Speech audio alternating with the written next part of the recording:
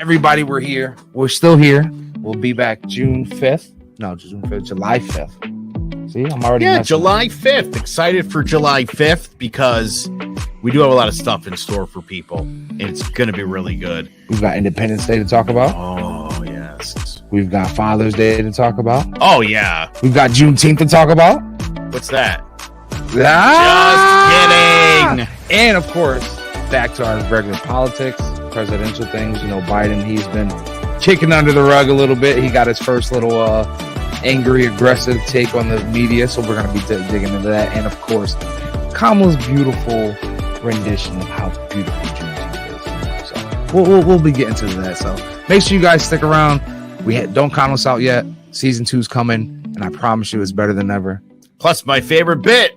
I'll piss you off shortly. Yep, that's racist. Love it. Make sure you guys are here. July 5th. I keep saying June. Damn it. July 5th. Monday night, 8 p.m. Me and Joe will piss you off shortly. Season 2. Peace.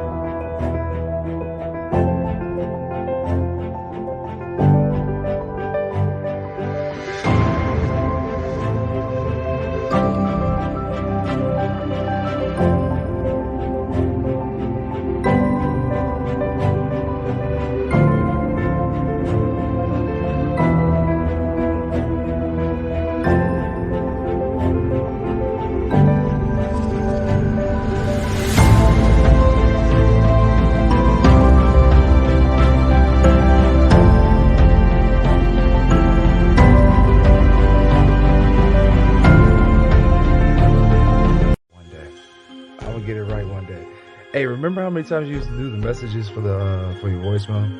It goes something like this. What's going on, everyone? Thanks for locking into another episode of I'll Piss You Off Shortly. This is the podcast where we debate everyday issues, pushing your thought process beyond what's normal. The topics discussed here are meant to be intense, promote growth, and at times may have you feeling a little bit uncomfortable. Me too, a little bit. We may not always agree, and we will more than likely have varied opinions. But with that being said, I can't promise to be your favorite podcaster. Neither do I want to. But I can promise to be transparent, fair, and open-minded. So please, if you think you've got the stamina, passion to debate, analyze, and challenge the normal, please take a number.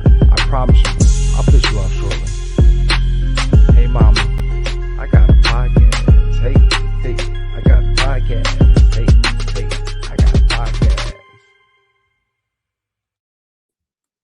What is going on, everybody? What is good? Welcome to the I'll Piss You Off Shortly podcast. We are back. I'm so happy to be alongside with you guys. It is Monday.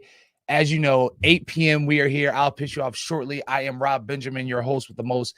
And to my left, your right, I have Joe Aguirre. Joe, what's going on, brother? Good to be back. It was too long. But it was nice. I went on vacation, so that was nice. That was good. Good vacation for everybody. We are into season 2. Season 2, everybody. Thank you so much. I think we did a full solid year for season 1. So that might be a new thing, right? So every year we'll do a new season. Coming back bigger, better than ever. As you guys can see, our visual graphics have upped. Our production has upped. We have multiple cameras. We have multiple views. It's a beautiful thing. I'm in love, Joe. I don't know. What about you? It's looking good. It's sounding good. Everything's coming together. It's exciting. It's we were going at this for a while, so I'm glad that we've achieved our goal.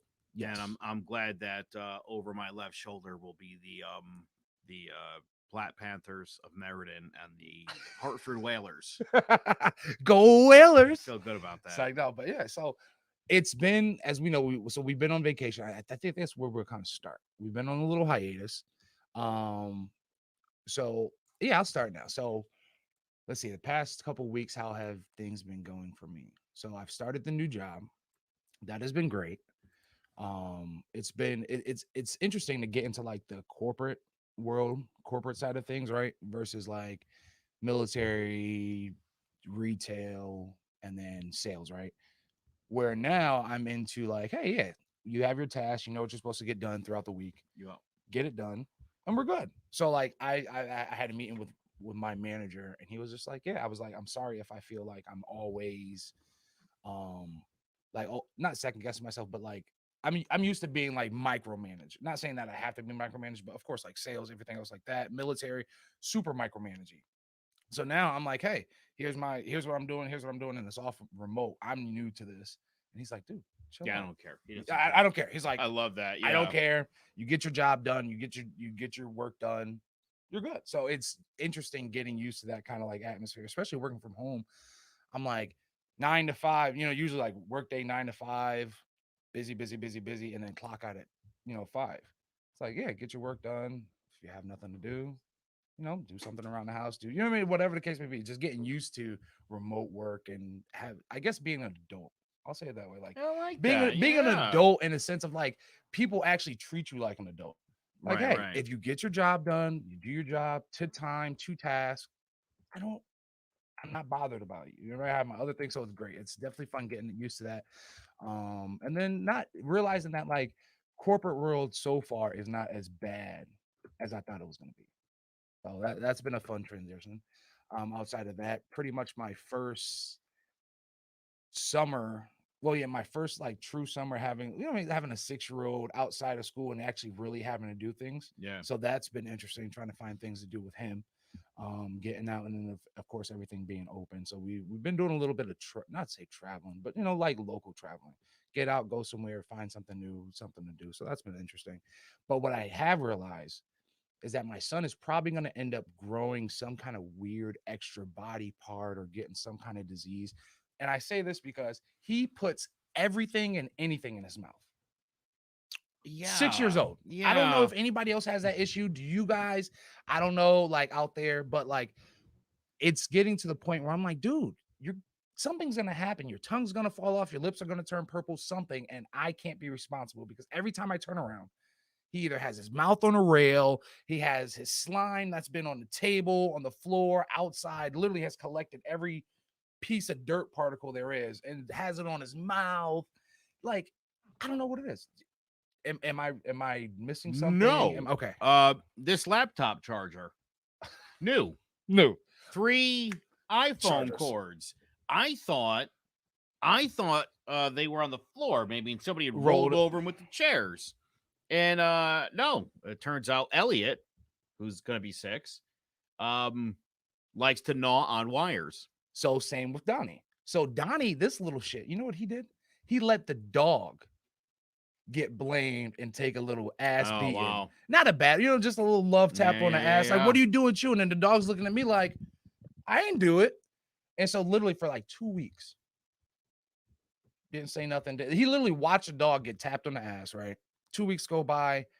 So I see something else is chewed. And I'm like, what the hell? Like, and I have an old English bulldog.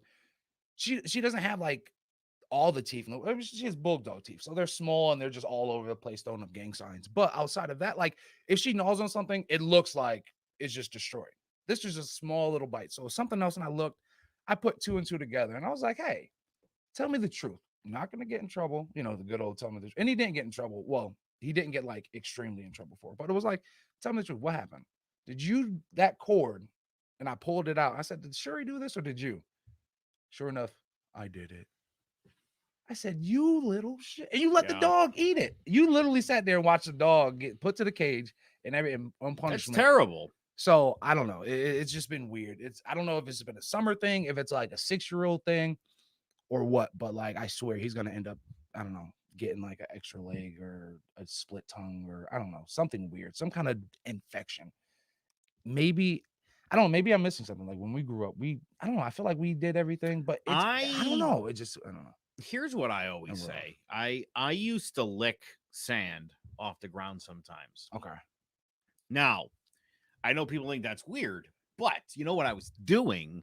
My body was obviously lacking iron, Mm. and my little 5-6-year-old brain was like, oh, get some iron. I'll get it through this here dirt.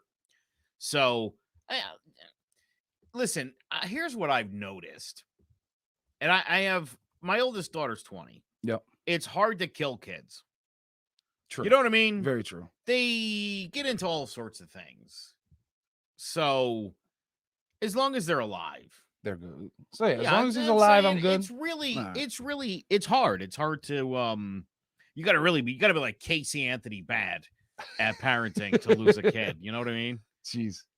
Yeah. And maybe it's just my worries and woes as a first-time child owner. That sounds funny, right? First-time homeowner, first-time child owner. You've had a couple children. You've been around the block a couple times. I'm a child owner. This is you're a child owner as well. This is my first child, so like maybe I never understood it, but now I guess I get it. I'm like, dude, just stop putting stuff in your mouth.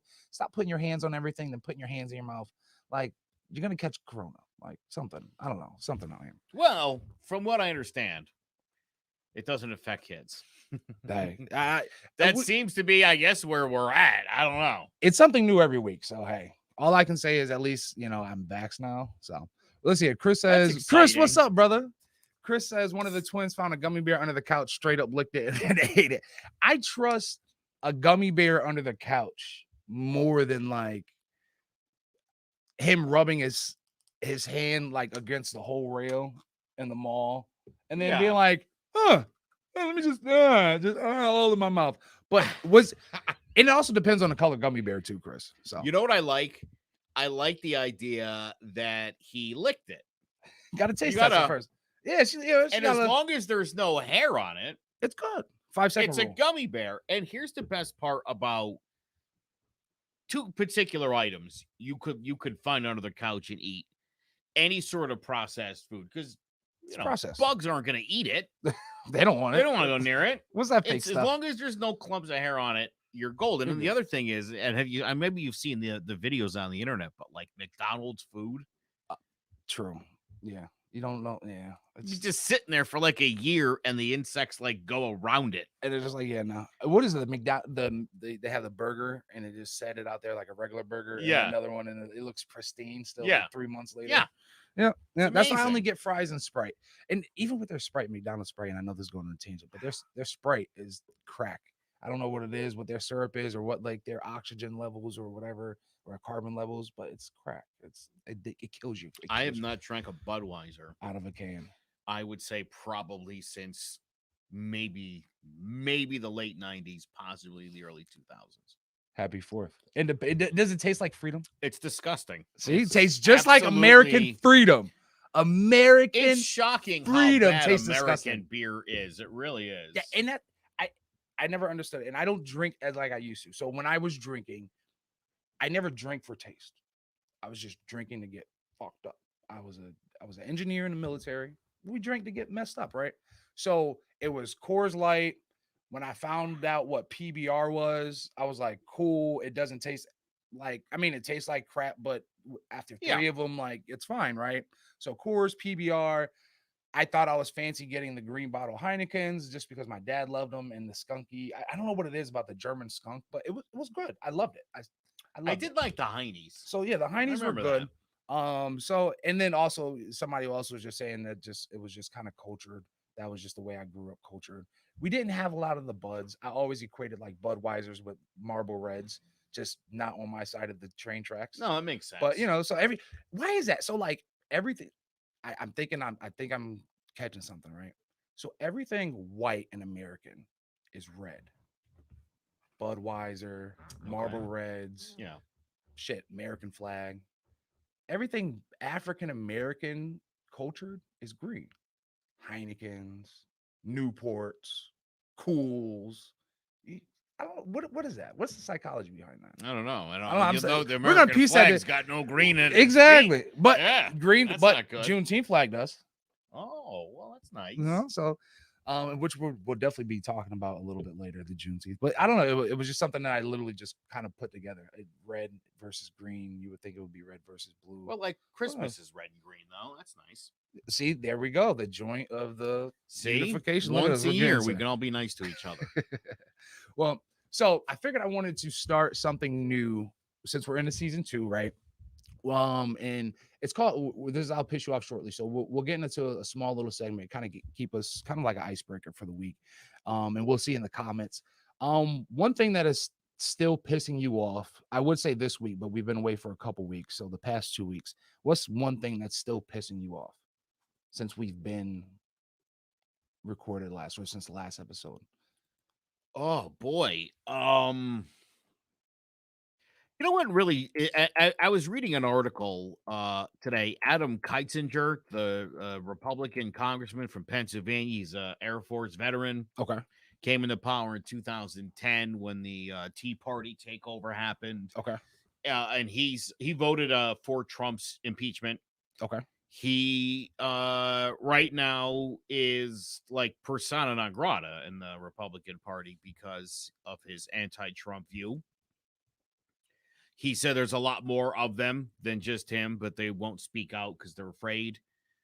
And that's pissing me off. It really does. Why can't Trump just die? I'm with you. That would be amazing. I'm not saying I hope he does. I'm saying, why doesn't he just do that? Because two things. Would he be okay? Go ahead. Yes. You were going to ask the question, and the answer is yes. Number one, it's a martyr. So he would die a martyr today. Die a martyr. So yeah. Okay, so that's not why you want him to die, though. Sure. You don't want him to be a martyr. No, I don't want him to be a martyr. But here's the other thing it would do. He'd be a martyr, but also now they would know he was full of shit. He's not going to be in office by the end of the year.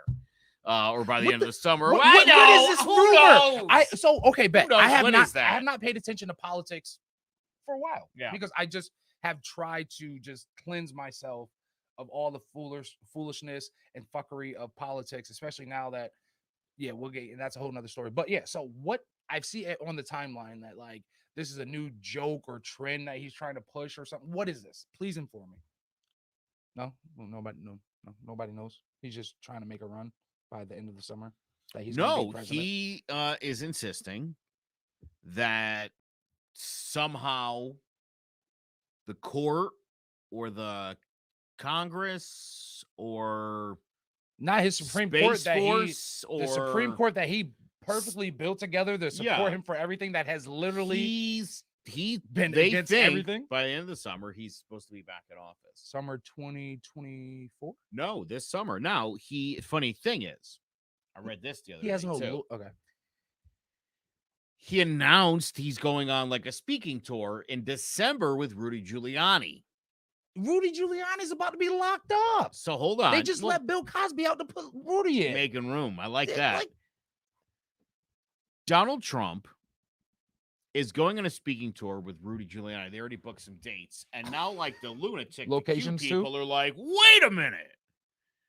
How could he be doing a speaking tour in December if he's going to become president again in August? What is this guy? And they're like, I read this. They're like, I think he's bullshitting us again. No shit. Come on, people. We've been telling you that for like 5 years now. He's a con artist when he just says shit. You know what he says? Like, we'll see in 2 weeks. Yeah. He doesn't. No. Typical business guy, like vernacular. That's literally what it is. That's what a builder says. He's a builder. Yeah, we'll see in about 2 years. That is we need about another 2 weeks. You're like, bullshit, 2 weeks. For what? Take like another 6 months. It's going to take at least 2 centuries for the Trump name to regenerate and have some positivity to it. I read something positive. About the Trumps? Jared and Ivanka. Divorce? Have distanced themselves from the Donald. They're out. Oh, from the Donald. Yeah. Wow. Okay, so Jared Kushner, Mr. My cock is halfway up. Well, not even up my wife, but up my father-in-law, right? Yeah. He's separated? Huh. They've only seen him like 3 or 4 times since he left office. Not incidentally for Father's Day weekend. Ha! That's messed up. Well, I don't know. I feel like if we go in the tape, I called this, that literally after this, like all the siblings or not siblings, all the kids and stuff, maybe outside of Donald Jr. would actually kind of be like, yeah, our dad's kind of crazy and go away. And we see, matter of fact, the episode, I believe, where we talked about her getting the place her house next to him or in Mar-a-Lago, wherever the case may Right. be, right? So yeah, bet. But that's interesting. Not, it's not interesting, but it seems like it's right on time with all the cases. And I didn't want to get into Trump this early, but I guess we will. With all the cases and stuff stemming from Trump Enterprises, right? So what his second man or his financial guy out of Trump, Yeah, the CFO. there we go, Runs the the CFO, company. the CFO, and this is why I always laugh, right? You never know; it's never going to be the person that you would think that would like bring you down, but it's the CFO's daughter that is like providing them with like all the evidence apparently that they need. Let me look at my notes. How But like, hilarious is that? it's crazy how it's just like you never know who it's going to be that's going to take them down. And then within that, I know I said I haven't paid attention to politics, but um, I would assume that they're using the CFO. Like they're not going to go straightly for Trump because I apparently in the news everybody's like, well, what's happening with Trump? What's happening to Trump? Well, you would think that you would use a CFO to get more information. You would use all these other people to get more information. And like, so right now we're just at a waiting game. Like, cool. I feel like they have him where they want him. They're just waiting to pull more and more and more. And then eventually, hopefully within the next 2 years, by the end of 2022, I feel that Trump will have either some time coming or he will be going to trial or whatever the case may be when you have that much money and you can pay to not have to go to court. I hate to use the term witch hunt, but for all the things that this guy's done, including the insurrection, Okay, and the Russia thing, and the other thing with Ukraine, if they, I mean, this is like Al Capone. You're gonna get him on like tax evasion, really? Get him where you can. Nothing else. Get him where you can. But he gets away with everything else. And unfortunately, though, that's the judicial system, right? They would literally let you get away with it as long as they get you for something. That's all they care about. It's not good enough. Okay, so bet exactly. So I don't believe it's good enough either. But we've been doing that, and that's been the American judicial system forever. So he understands that. They understand that. To them, they were just looking for the win, and they're going to try and get the win to the best of their ability. So, but it sucks, and I can see where that's pissing you off, and that would definitely piss me off. Well, shit, it's pissing me off too as well. See, we're both angry pissed about off. it. So for me, what has been pissing me off the past since we left, has been housing, the market, and like trying to figure out what I'm doing, what me and my family are doing as far as housing, right? Housing in America, the housing market is trash. Unfortunately, it's definitely it's not a buyer's market or even like a renter's market. It's definitely a seller / owner's market, right? Yeah. But even outside of that, it's not even the fact that like there's nothing good to rent anymore around here for a decent price. Everybody wants something crazy for crazy prices for a little bit of nothing, right? But outside of that, we've been going through our own like little family situation of like whether or not we fix up what we have now and like continue to like to build equity into that. Yep. And like me explaining the equity part of like the house that we're in now, like, hey, this is going to be a family house. Let's build the equity into it now before 5-10 years down the road and things just keep getting worse and worse and worse. And then we're shelling out more money. So getting my point, not across, not to say that my point is right, but it's hard to get somebody to understand something when they have emotional and sentimental value into something. Oh, and of course. Like, absolutely. So example. Absolutely. Here we go. The house that we're in now is family house. And I get that.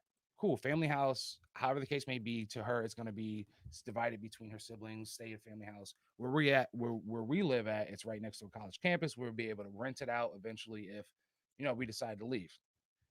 The house is old, Joe. When I say old, like not like 1950s, 1940s, no, 1800s, like mid 1800s, so like 1860s, 70s, right? And things are old. I'm sorry. Like, so at this point, it's like getting to the point where things have to get fixed, have to get done. And it's just been a headache trying to get my significant other and family members to understand, like, hey, there's certain things that we have to do versus other things to either get the equity or just say, hey, we're not going to care about this and let's move forward and go on somewhere else. So just try and get out of that limbo for the next, I don't know. Well, we've been in that limbo for the past 2 weeks heavily. So that's been what's been pissing me off. And hopefully I can clear it by the end of this week or next episode. So I don't know. I've also, we've talked about yeah, it. We've talked about it. We've talked about it. And then what also got me into it was the fact that somebody tried to like contact as far as like, and I've asked you about the wholesaling thing before. Like, so I guess like a wholesaler tried to be like, hey, you guys, and they're almost like interested in it. And I'm like, no, that's like the worst idea ever. Like, this doesn't work for you. So all these other different ways, they're trying to go this way. I'm trying to pull it in. Long story short, it's just been pissing me off. I never understood that like making family decisions like this would be so hard and like just so difficult.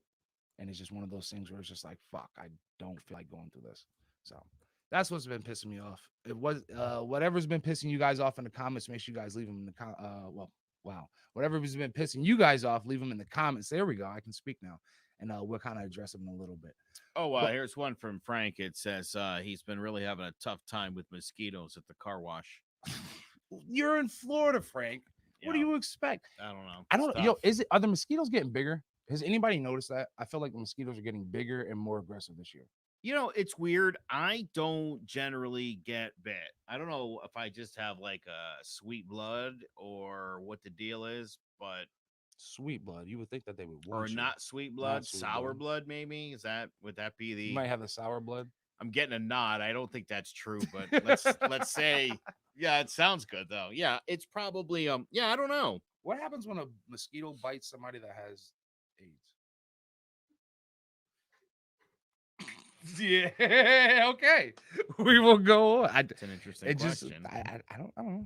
Does it affect the mosquito? Yeah, yeah. Can the mosquito pass it on? Yes, I think so. So death to mosquitoes. Yeah, well, that's why they do the nets in Africa. Yeah, okay, so you can't pass malaria. I can never catch malaria. It's not even malaria. They're worried about AIDS too. You can get AIDS too from the skeets.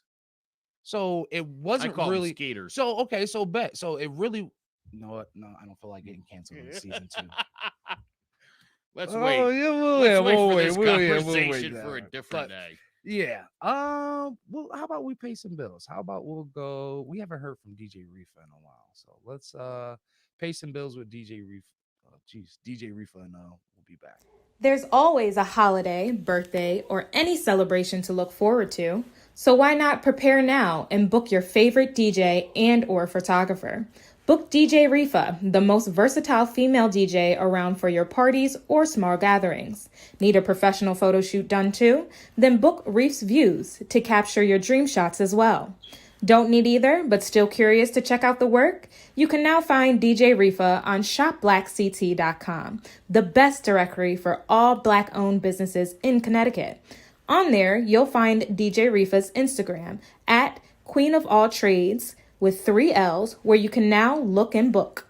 Need more information but want to reach out directly? Email DJ Reefa at masonsharifa@gmail.com. Memories last a lifetime, so let's start making them. What's good? All right, bet. So it's summertime. Make sure you guys are hitting up DJ Reefa for all of your DJ needs. I mean, party needs. She does. I also got the information. She has to give me the information, but she does in Connecticut. If you are in Connecticut, if you're one of our Connecticut listeners in the Hartford area, I know she does a exercise, like a whole exercise like channel, not exercise channel, but fitness link up meetup thing that we can do. So, but yeah, make sure you guys check out DJ Reefa. Hit her up, Queen of All Trades, on all social media. DJ Reefa on Facebook, and then you can also find her on shopblackct.com. But all right, so we were talking about kids earlier, Joe. I came across this crazy ass video on Facebook, and damn it, kids are stealing school buses now. Wait. Was it like a prank, or is it like some bad kids stole a bus on a I'm gonna say some badass kids stole a bus and went joyriding. Probably tried to do some TikTok-ish. I don't know what it is, but they definitely need their ass beat. Yeah, so this video I figured would be an interesting way to bring into our new segment called What the Fuck Society, WTF Society. Because not only, and it makes it so great, we have all not only do we have the first, like the view of like the bus just plowing through traffic. There's like 3 different angles. So we have wow. we have the view from like somebody just on seeing the bus going. We have the view from inside the bus with the school kids. And then we also have the view of the person that gets annihilated by this bus. So let's go ahead and show this video. And yeah. Oh, there's me. Wait, no, that's my bad. Hey. That was not. You know what happened there was I had 2 Facebook windows open and I shared the wrong one. Good thing it wasn't nothing juicy. What's going on? But So here's the bus. There's the cops chasing me. Like, what the hell is going on? And that was the best part about this whole thing. Oh my God, it's a kid! Bitch, I thought we were gonna steal a bus. You see the girl in Did the... she really got that bus?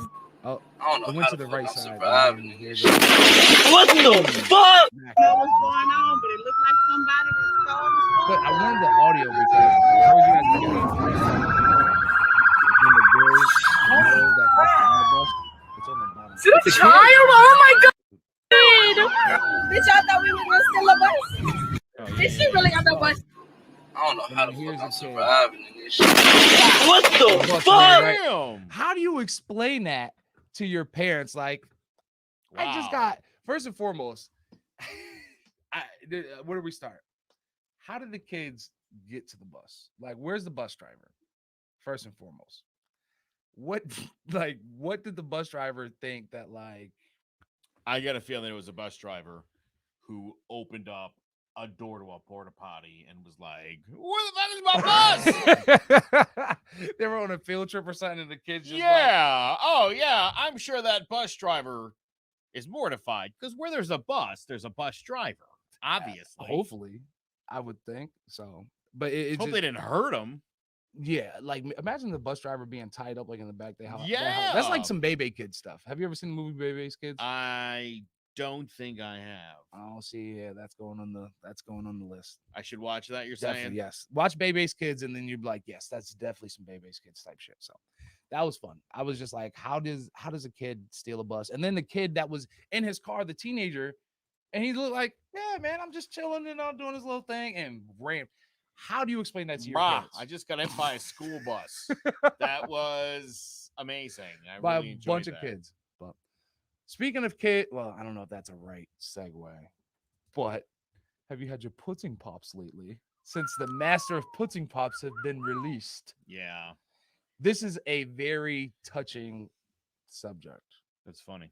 because I That's a good one. I saw what you did there. Yes, very touching subject because part of me doesn't want to get canceled, but all the jokes are ready to fly.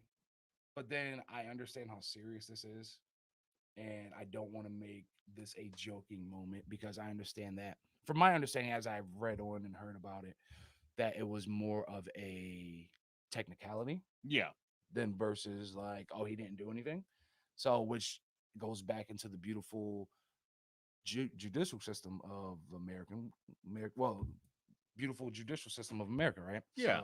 So, where it's fucked up, whereas you can literally have one small administrative, I guess, hiccup, and it allows somebody that has tormented and abused and sexually assaulted women for decades. So he admitted in a deposition that he did it with the understanding that they weren't going to prosecute him because it was a civil case. And then they didn't until later on when a new person was like, said he did it. I'm going to bust him for it. So, yeah. And the state Supreme Court was like, well, you said you weren't going to do it, so you can't do it. Gets out. See, that's bullshit. Yeah. So, like, somebody can, and not even just him, we're just not anybody, but it's crazy how you can admit that you did something, make a deal, Like, yeah, as long as you know, Right. and Yeah. then It's somebody terrible. new can sit there and say, well, he did this to me, and then they sit there and say, well, cool, we're going to prosecute him this time, and then well, it goes against whatever. That's bullshit, and that's why I hate though. That's why America pisses me off. That's why it's like you can't really say America's great when things like this can fucking happen. And beyond like, I don't care about color. I don't care about none of that other shit. Like this is a human being that has been a terror to society using his power, using his privilege, using his likeliness, right? His celebrity likenesses to assault, harass, rape, drug women, and it's okay. At first it was, the immature side of me, like I said, I wanted to do all the jokes and everything else like that, but it's one of those things where it definitely would have been a ignorant thing to do to come out here and make all free Bill Cosby, all those jokes, which I've seen a lot of people do, which turns it into I'm sick of us letting and when I say us, I'll even say culture, like African Americans, as an African American culture, it's kind of been split. Like some of them I've seen have say, good, he's out, and a lot of it, well, and have the other half saying, he's disgusting and sick. Now the half that I see that good that he's out, it's more just like, oh, he beat the case, good thing for him. He's been doing things that white guys have been doing for centuries in America. Like that's not what it's about. I don't care if white guys have been beating the system this way for years. I don't care if um whatever all the allegations might not be as quote unquote serious. I don't want, quote unquote serious. I feel like all allegations are serious until Well, just the one he You know what I admitted to is really all you You need. need, yeah, And right? He did it the one time. I mean, I would be likely to believe he did all the other ones, but even if he didn't, what difference does it make? He did one. You only needed to rape one person to go to jail for life. I think that's pretty cut and dry. So I feel like, especially in my community, in African American community, we tend to forgive a lot quicker, especially for celebrities, even though they're harming our own community, right? So like to me, it's not cool to see black guys or even black women cheer Bill Cosby for getting off, or getting off on one, because what about these victims? What about these women? What about the women that have to still live with this? What about the women that haven't even come forward, or didn't have the chance to tell their story because of XYZ, and him already going to jail and everything else like that? So I would like to see Bill Cosby get locked up, or put him on the same deathbed as Trump. Hey, fuck it, let them both just sit there and croak together. But so Bill Cosby, if you're listening, which I doubt you are, but any supporters, you're a piece of shit. Go back to jail. We don't need you in society. Felicia Rashad got herself in a little bit of trouble, As she should. I always liked her, and I remember when literally Ahmad Rashad, the former football player, NBC analyst, proposed to her. I remember that. It was pretty awesome. I was pretty psyched for that. And you know what's crazy? Like I love watching Felicia Rashad. I love watching the Bisbee Cosby. The Bill Cosby show growing up. You know what I mean? She was a great example of TV mom. Absolutely, right? Yeah. But and then also her daughter is is a phenomenal actress and can sing. She was. You ever watch Billions? No. So her daughter is a lawyer, is an attorney in Billions. Oh, no kidding. Very, very beautiful, very, very beautiful queen. But anyways, so yeah, Felicia Rashad, she said some ignorant things. I think it was more she tried to come off supporting for her friend, as in like coming in support for Bill. But it's hard to be supportive of a rapist. I'm sorry, you can't be in support of a rapist. So hopefully, it seems like Black Twitter actually like got her situated on that too. That's what I do love about Black Twitter. If you say some crazy things, they'll definitely get you right. But yeah. So outside of that, talking about bad jokes. Have you ever seen? Well, I know you've seen Shrek, right? Yeah. It's just something that I saw on TikTok that I just figured we'd throw in here real quick. But there was a scene, in Shrek where I know what you're talking about. I actually did see this the other day. I had to go walk back, and I literally went back to go watch it and see if it was actually true. But Disney is sick. Is Shrek Disney, or are they Pixar? DreamWorks. They're DreamWorks. Okay. Anyway, DreamWorks, Disney, all of them are sick, and I love it because it's the adult humor that we get to see or that we might miss as adults into these kids' movies. And the fact that this is so cruel, but I laughed so hard, and I'm so glad my son didn't even realize it as he was watching me set this up. But yeah, we'll play this and then see what you guys think, or if you guys have any other funny moments like this that you guys can remind us about. So as we see, we'll see that the bears, this is talking about the three bears. Is the audio playing?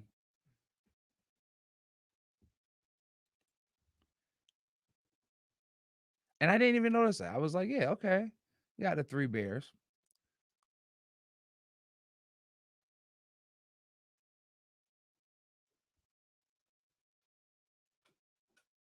Fast forward, fast forward. And I never noticed it. I'm good at this stuff before. like that. I usually catch this kind of stuff. Now I want to catch, like, I want to go through all the movies and see. No mama bear.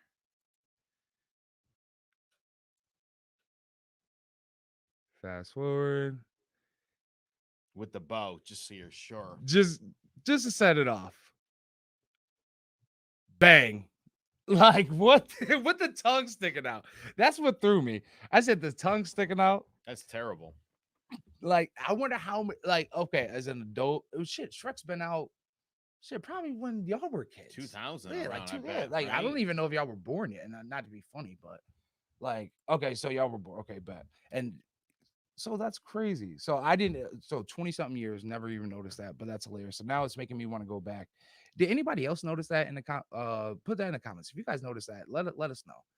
Because I thought that was hilarious. And there's apparently there's a whole like list of those. I didn't want to play like the full 4 minutes of like Disney things that or cartoon things that I noticed, but thought that would be interesting to point out. So now into more serious things. Familiar with, well, we're all familiar now, but Surfside condo collapse. Wanted to get your take on that, especially with you being in the real estate game. And you know what I mean, just like that, you know, being into that aspect, and then it was just a big natural disaster. I say natural disaster, but it is a natural disaster, right? Yeah. Or even a disaster period, man-made disaster, because it seems like, for anybody that doesn't know, so Surfside the condo in Miami area that collapsed, which is the easiest way to put it. We don't know, right? It's seeming like it was not mechanical error, but man error. It was a neglect, design flaw. Design flaw. There we go. They were past time to be inspected. They had an assessment done a couple years ago, and it was going to cost them like $1 million. And so they were like, is there an alternate option? And so they spent a few years looking at different options. In the meantime, they raised, I want to say, about $830,000 in the homeowners association, only to then find out when they went back, they were like, all right, we got some money. How much is it going to cost to do it? They were like, $15 million. So they were like, nah, you know what? Never mind. And so that was the reason why they were where they were. I mean, this was just a poorly taken care of building, but one that my understanding was the foundation. There's something about in Florida, I think it's supposed to be angled or something, if I'm not mistaken. And if I'm wrong, Florida, correct me there. But just the way the ground is, like, you're supposed to, I think for settlement's sake. Gotcha. And it was like flat as a board, if I'm not mistaken. I think I got that detail right. But yeah, I mean, what a horrible try. I mean, I've seen videos from people's houses, literally, where, you know, there was some issue with the roof, which it looked like one of those roofs where like nobody went up to that roof at all. Just, you know, like, don't go on the roof. And I think if you live in a structure where they tell you not to go on the roof, you shouldn't live there. Yeah, no. That's a real problem. Because if that, obviously, I mean, that's how this works. And what a horrible tragedy. I think the mayor of that town said, you know, this isn't supposed to happen in America. Like, you might expect that in an underdeveloped country. Yeah, not here. But not in America. And, you know, I do think it's interesting. Joe Biden's talked about infrastructure. That was a lot of his. No, it was. But it's of course it's everybody's. Everybody talks about that great infrastructure bill, the $1 trillion, and when the Democrats are in, the Republicans don't want it. Republicans are in, the Democrats don't want it. But it's probably high time that we literally put forth an actual infrastructure bill, because there is this country was built like 200 years ago, and it's falling to shit. Yeah, it's time to upgrade. And we're literally just, and the thing that you said, that they're just spending years trying to figure out what the plan is. Like, it shouldn't take years to figure a plan out. And I've realized that, especially like with these kind of businesses, with these kind of like investors and like building owners, right? You would think that you're making hundreds of thousands of dollars a month. And why hasn't there been money set aside? Like, this is just, to me, it's just pretty much basic business management, right? You get money in, you put a certain amount away for shits and giggles, shits and giggles, or this is an investment property, right? So you've known for 20 something years or 10 plus years that shit's going to go down the hill.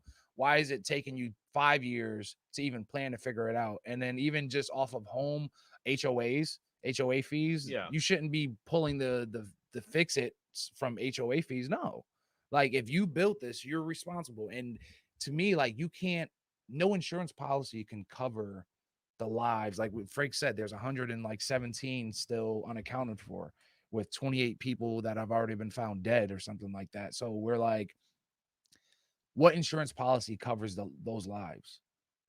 That has to be a multi-billion-dollar payout. Who's paying that out? No, you can't.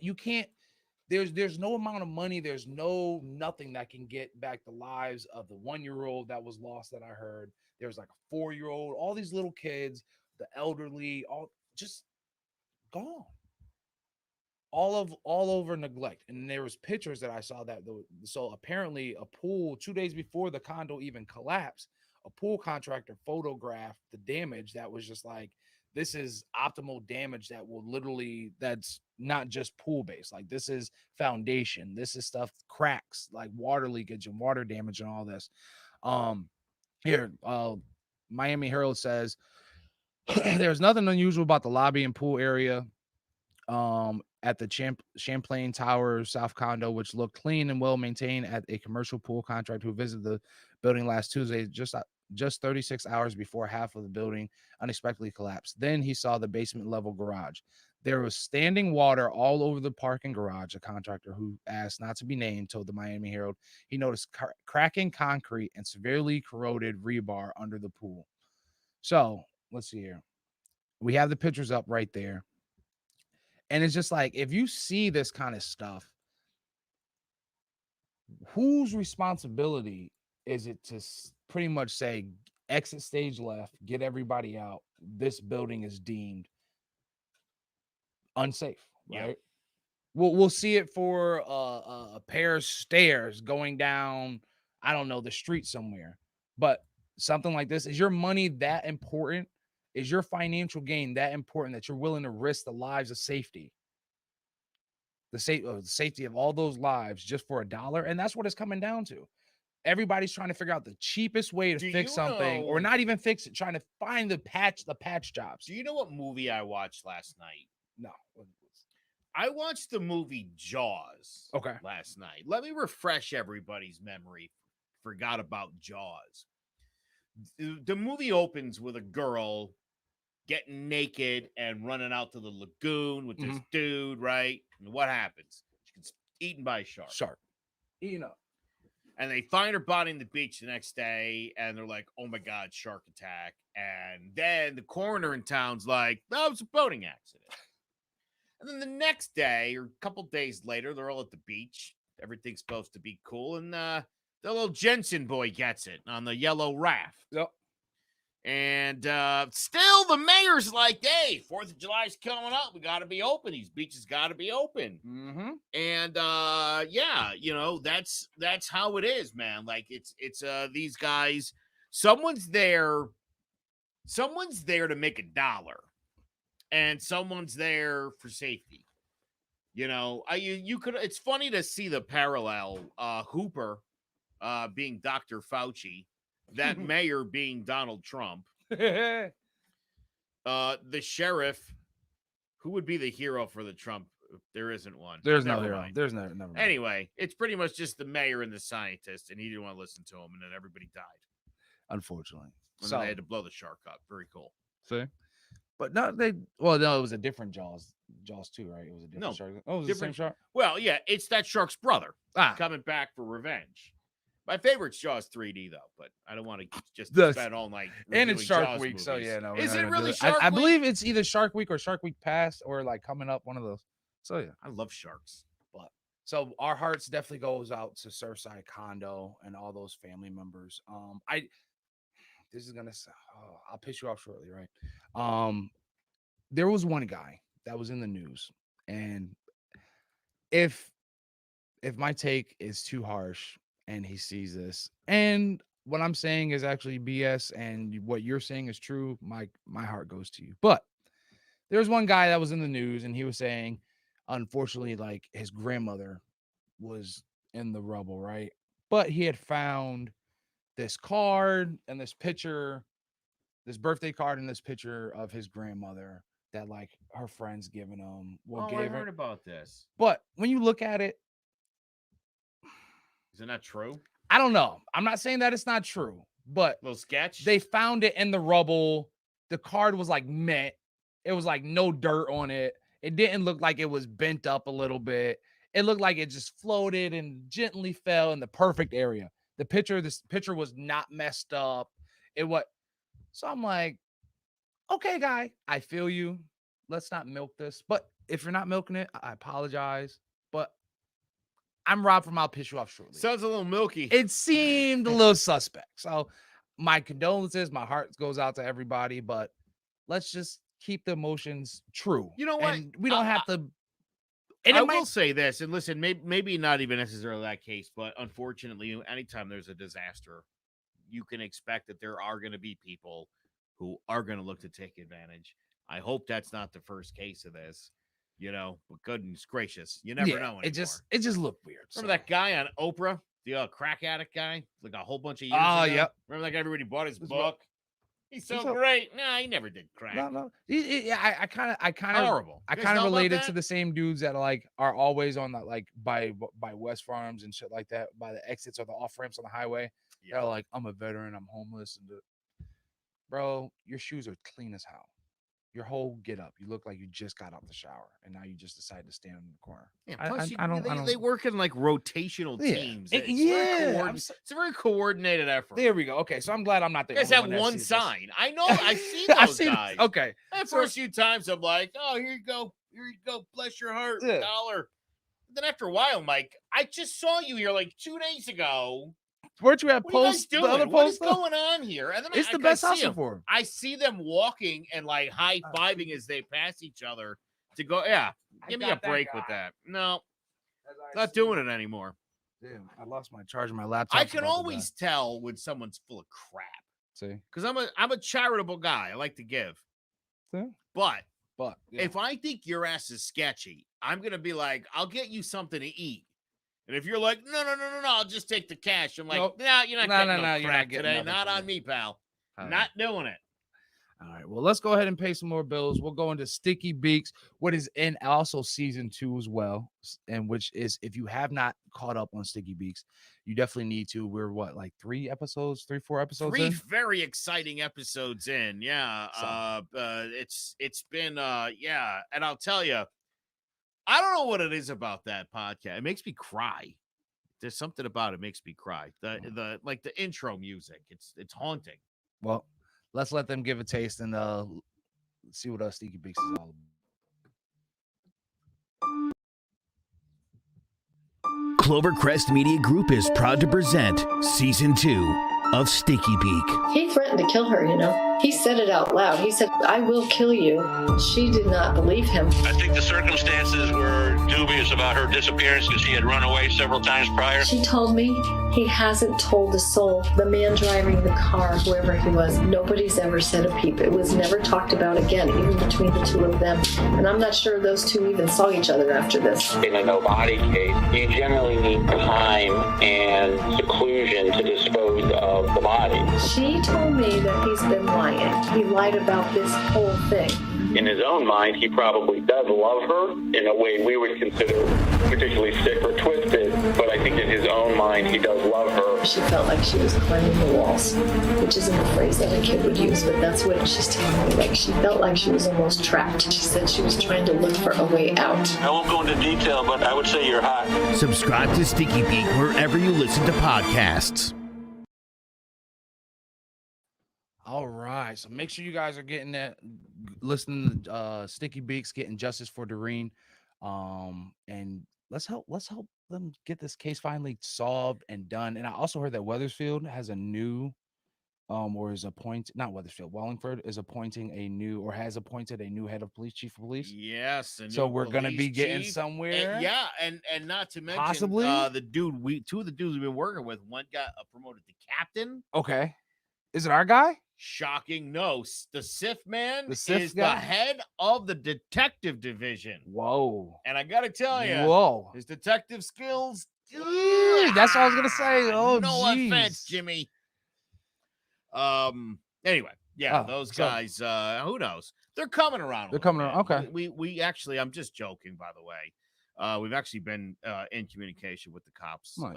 We have some good information, and they're really looking at some stuff. And we're hoping with a new chief, maybe they'll little fire under their butt. Jess just went down to Gavea. They had a town meeting. Yeah. And right away she was like, "Hey, I'm recording," and she was like, and it was a couple of female officers, and they knew who she was.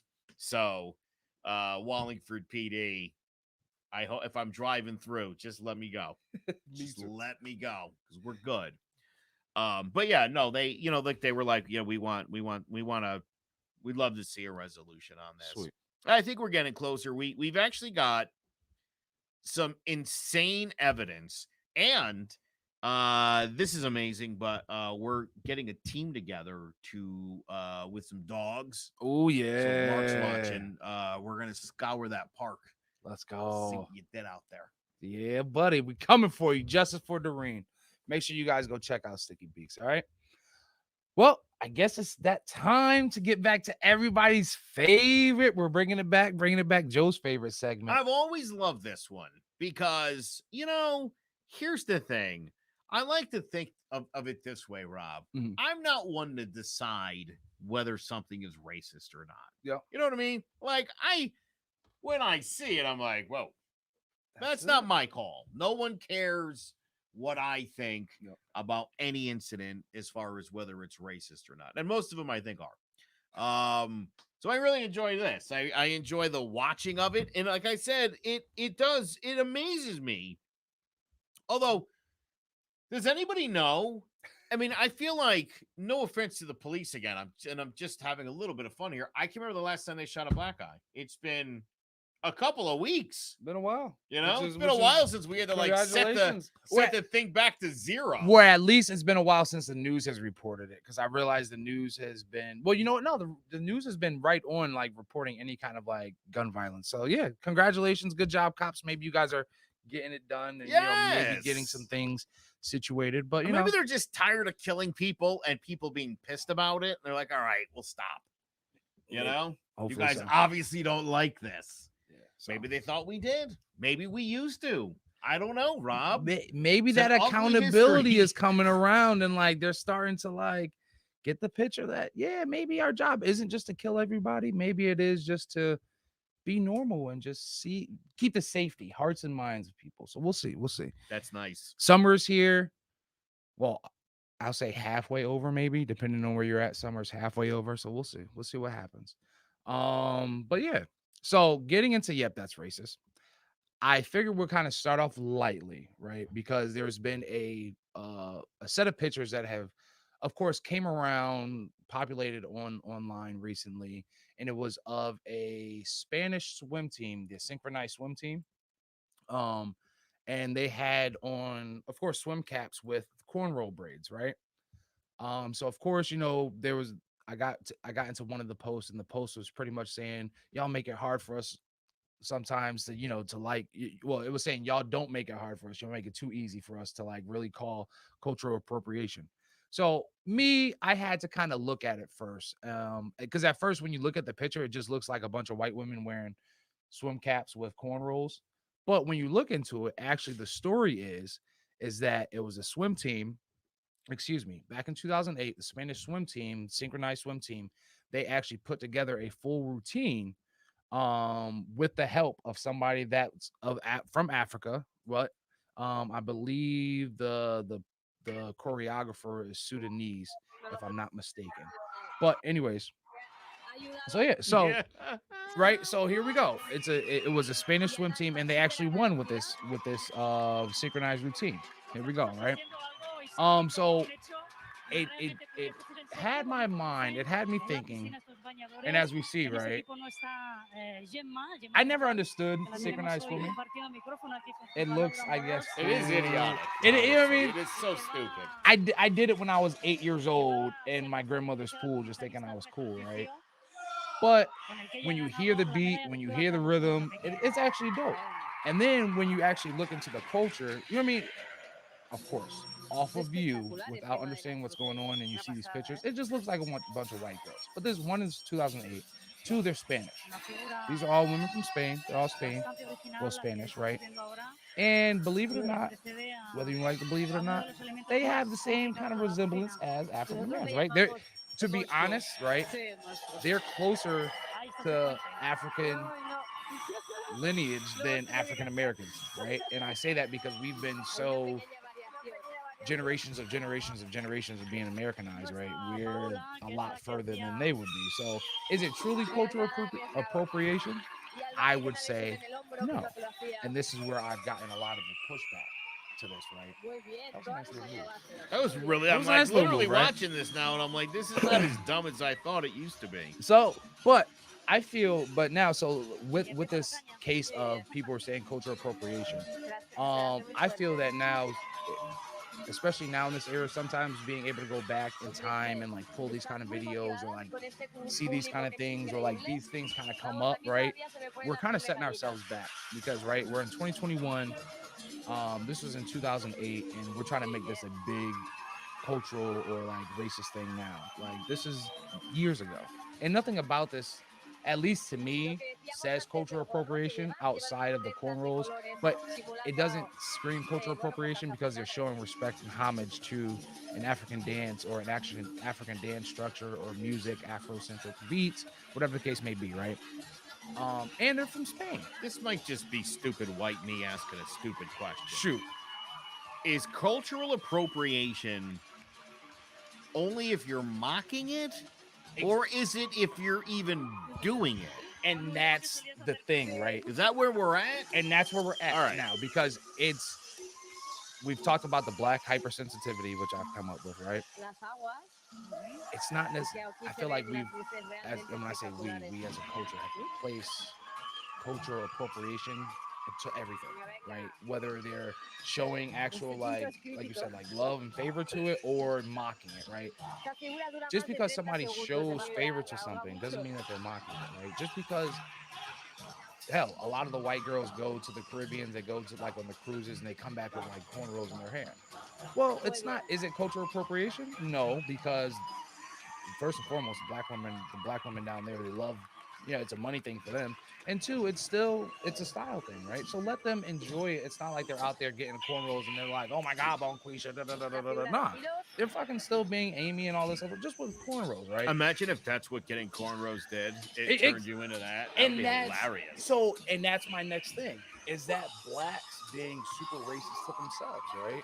Just because somebody fucking gets cornrows doesn't mean that they're going to automatically just turn hood and ghetto and everything, or just turn black, right? No, it doesn't mean that. And I know I'm going to get killed by viewers and people saying, well, why are you just letting them just take whatever? we did the same thing. Everybody shares off of everybody, right? And that's part of the growth, right? If you want it to not be so inclusive and want people to understand, show them, explain to them. And I brought this up before, even with the black hair thing, right? We did a whole segment on black hair and the purposes for, you know, braids and things that happen, you know, culturally and historically of why things were. So teach people certain things, right? So I would definitely say it was out of the way for them to, or for the people that were saying that this was cultural appropriation and racist of them to do this. No, it wasn't racist. This is actually like bigging up a culture, I don't know necessarily by pool, like by doing synchronized swimming, but it was showing homage, paying homage. They got, and it wasn't a Sudanese, it was a Nigerian. They got a Nigerian choreographer. It's not like they just had somebody white just say, hey, we're going to teach you African dance and we're going to do it. You know what I mean? Actually, it was from my notes. It was it was a very diverse like team effort, right? So the synchronizing swim part was put together, as far as like the technical aspect, was put together by a Japanese man. And then the music and the dancing aspect was put together by a Nigerian man. So like, what the hell's the issue? Right. So, and maybe the Nigerian guy was like, "Hey, you know, look good there, cornrows." And exactly. they were like, "You know what? You're right. You racist!" Like the black guy said to do it. You're the racist. Exactly. Bam. And that's why I'm like, how can we, and maybe us as African Americans, we are so locked into being like connecting to our roots that like we tend to Americanize being African, having African roots. So we feel so entitled because we're American, and a lot of people aren't going to want to hear this because I made sure I spoke with somebody from a Nigerian man, right? And he was saying that like it's difficult because when a Nigerian person hears of an African American person, they're like, they just think like they assume that we're white culture. You know what I mean? Like we don't have our own culture. We're just white culture. It's American culture, right? To us, we're not black. We're just American. It doesn't matter, right? We live by the American ways. We're lazy Americans, like in that sense, right? Sure. But we as African Americans feel entitled to have the same like the same care. I don't know. I guess we feel like because we're African Americans, we have the same entitlements or the same cultural abilities as somebody from Africa. But when you speak to somebody that's actually from Africa, they're like, nah, you're different from us, right? So we show love, but we don't necessarily get the same love. So I think we need to focus more on our culture as Americans or Black Americans, African Americans, however you want to call it, versus just saying, hey, our culture is Africa, which we really don't have. And this is super tough. It sounds super weird, and maybe like I'm just all over the place right now, but I feel like we need to not necessarily dial down our Afrocentric, whatever, Afrocentric. Afrocentrices. There we go. Afrocentrices. There we go. That's a big and word come right up with there. our own like African American centrices, right? Because it's not the same. Yes, we come from somebody, but it's not the same, and we're not. We don't have the same. I mean, we have way better luxuries than a true person from Africa right now. Yeah. Even in the matter, not to say because there's rich ass people and amazing cultures, beautiful societies in Africa, right? We're not just gonna think that it's just fucking desert and animals and all that other shit because that's not what it is, right? You go to fucking Ghana, you go to Nigeria, there's houses better than fucking areas that we've seen out here, right? But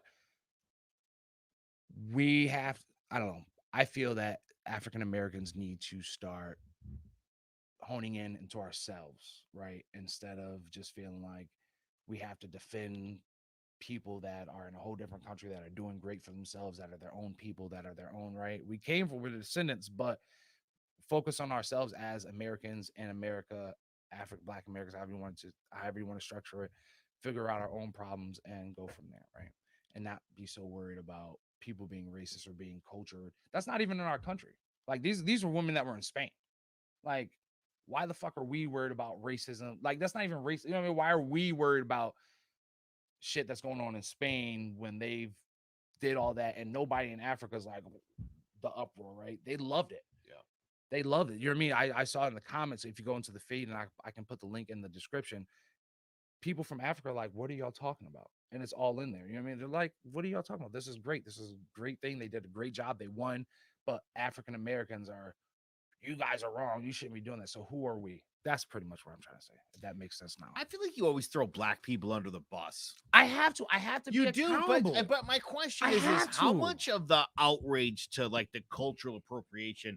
I feel like it's more white liberal women that are always pissed and bitching about that stuff, and it's not. I don't really see like, maybe Cornell West or whatever. Like, I don't know, but you don't really see a whole lot of like regular people that are like, oh, that's bullshit. Because here's my other thing, and you kind of brought it up a minute ago, but the idea of like talking about things. Look, if you're wearing a sombrero and a poncho, and when you're eating tacos, you know what I mean, for Cinco de Mayo, you're an asshole. That's not funny. That's mocking. Yes. Right? But I mean, again, like I've had my hair braided before. Nothing wrong with that. I didn't do it till I did it because somebody was like, hey, your hair would be really cool. And I was like, oh, really? Do it. Yeah, sure. But that's the thing. I feel I hold the reason why I rock, I guess, because I see it. And maybe because I see it a lot in my community, because I'm seeing those feeds, I'm seeing those articles. Like, I'm sure you're not going to see that your algorithms aren't going to show you a black person being mad. Like, you know what I'm saying? Like, you don't have. Oh, that's fair. You know what I'm saying? That like, could be that's too. those. You know what I mean? Like, my black friends are sharing these things. Like, you don't have black friends that are, not to say you don't have black friends. I have a lot of black friends. You're not to say, but these things aren't coming across your feed, right? Versus no, where right. it's coming across mine. And even then, these are the same conversations that I'm having within my, I guess you would say, my community versus your. I mean, like, you guys are sitting at the table, but like, oh yeah, this came across, and we're going to talk about that. You know what I mean? I think that's the split between the cultures, and then you don't live in, not to say live in physically, but you're not integrated within the black community to have, just like me. Like, if you guys were like, hey, there's the golfer dude that actually was just murdered, unfortunately, that they found not too long ago which I never understood. They found like 3 golfers at like hole 10 on the fucking golf course. But he was like a pro golfer. But anyway, you know what I'm saying? Like, I would have never known about that if I wasn't around like some white dudes that golf. I definitely knew about that story. So, but you know what I'm saying? I would have never known about that story if I wasn't going to bring it up. I didn't think you knew about it. See, exactly. Yeah. But that's hilarious. But that's where I'm getting at. So like and it's hard for me to hold a white person accountable for being racist if I'm not around that white person while they're being racist. Whereas if I'm around black people and they're racist around other black people, then I can hold them accountable. Whereas if you were around white people and they were being racist, I would expect you to hold them accountable. Of course. You know what I mean? And I think that's why I do it, because I like calling people for their bullshit, right? Because it's just whether black, white, or whatever the case may be. And I feel like I have to hold black people more accountable than white people because I'm black. I don't know. That's why it seems like I'm always writing black people. I always want to see black people do better. And even if I'm writing black people, just because of what I say, don't necessarily mean that I feel like it's better. I just feel like there's certain things. Like, I was going to say this for later, but we can even get into the Juneteenth conversation, right? We say Juneteenth, and everybody, once again, you have Black America that's celebrated in a positive light. But then I would say that was, let's be generous, 30-35% of the flyers and information I saw on Juneteenth. You know what the rest were? If I see another poster with fucking Martin Luther King on a flyer poster for a club, I'm going to be pissed. Oh, geez, really? If I see something that is stereotypical and like all this like booty shaking, twerkulator contest and everything else for Juneteenth, that's not what Juneteenth is about. That's the kind of ignorant black shit that like pisses me the fuck off. Like, for Juneteenth, everybody was super happy that Juneteenth, congratulations for Juneteenth finally becoming a national holiday, which I don't understand why it took so long. We have so many other bullshit national holidays. But needless to say, black people, especially the black people that are just learning about Juneteenth should not be the holiday where you guys are having twerk contests. Juneteenth shouldn't be the holiday where you guys are fucking doing all this extra Igor shit. Like, we're not gonna. Hello. We shouldn't be doing all the IGA shit, right? All that end shit should not be happening on Juneteenth. It should be all positivity, promoting positivity, promoting growth, and not putting Martin Luther King and like Sojourner Truth on like a flyer with the City Girls, or like remixing some old time hymn to mix it with like Uncle Luke, 2 Live Crew, shit like that. Like, let's actually like be positive with our holiday and not be stereotypical and like do Hennessy specials and fucking Remy specials and all this other. You know what I mean? Like, I don't want to see your boomerangs to the club and like all the strippers shaking their ass talking about Happy Juneteenth. That's not what Juneteenth is supposed to represent, right? At least to me. Like, that's let's not black on not this one thing. Let's you know what? Let's June promote 20th, but give us Juneteenth. Like, let's let Juneteenth be positively. Let's let Juneteenth show that like we can be a lot other things than the fun side of being black. Nothing wrong with shaking your ass, having a good time, throwing a party, doing all the other shit, turning up. But let's let the focus at least like be on the positivity. Let's let Juneteenth be an educational purpose. Let's not let it be the Twerk Fest 2021.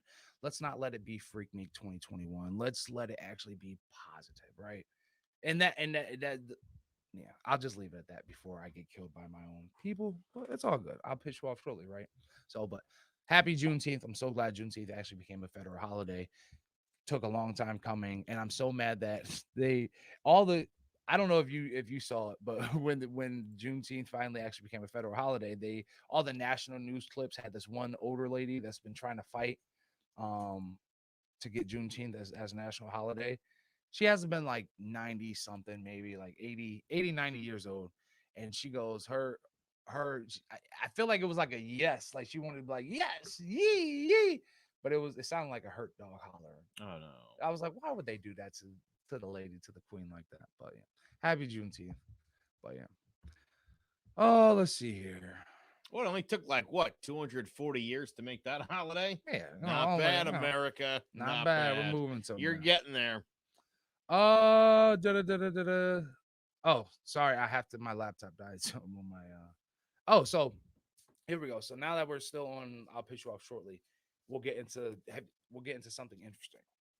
So how racist do you have to be to feel privileged enough to decide to to change your mind? How privileged do you have to be and white do you have to be to change your mind to not want food? And then when somebody decides that they are going to pull into the driveway, that you decide to do a U-turn around and get in front of you, that you decide to pull out of your car and block them because you got there first and then left and then decided that you had the privilege to still be first, right? If that doesn't make sense, let's pull this video.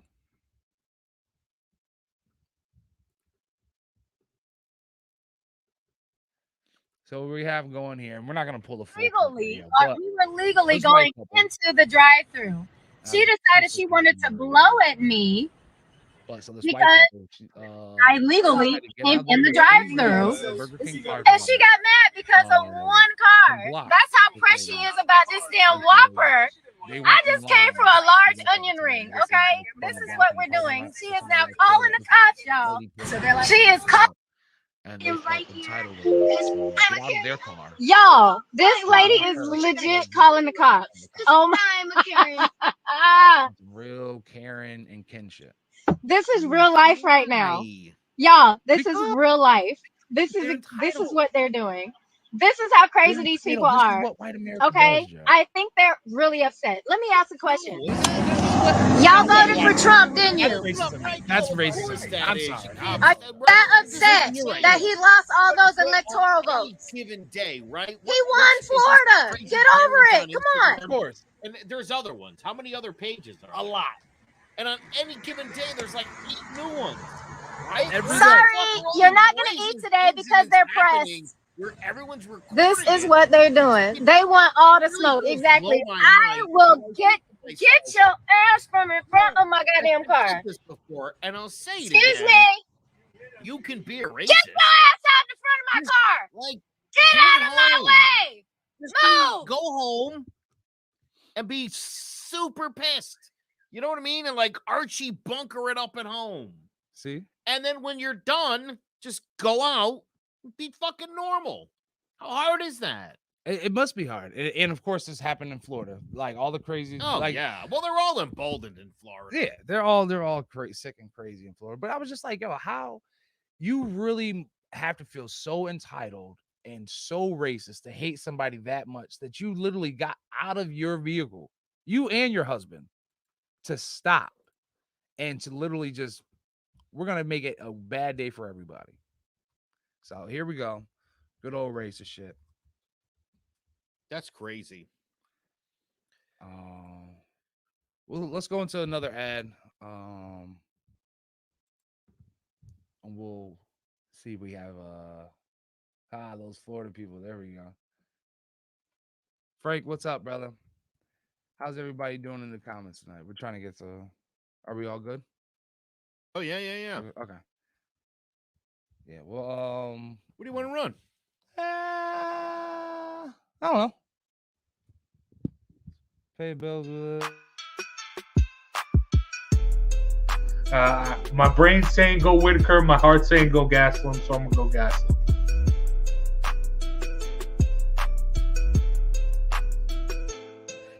I gotta tell you, your words confuse me. I'm standing there with the bat, and then here comes this Bugs Bunny pitch. Oh.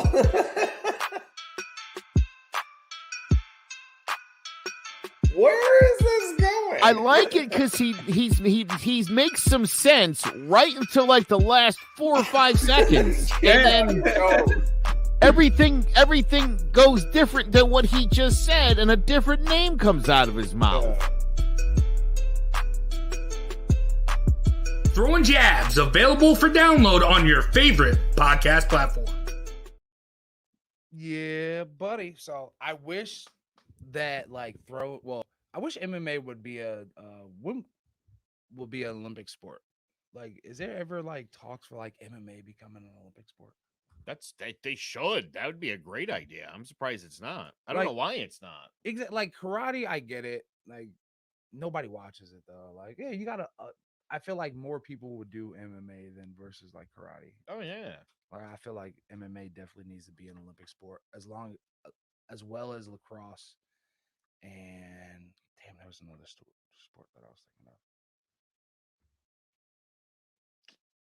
of. Can't come. By the way, McGregor MMA and McGregor lacrosse. Poirier 3 is happening this coming Saturday. Is that actually going to be? Is that okay? So for me, I think of McGregor, somebody that doesn't watch fighting, right? Yeah, like that. So social MMA guy, right? Social MMA guy, me. I think of McGregor. McGregor, he must have been great, right? Because he had all this hype, and then he fought Mayweather, right? And then apparently he retired, and now he's coming back for a third fight, which I'm assuming these previous 2 fights happened before the Mayweather fight. Correct. So no. All right.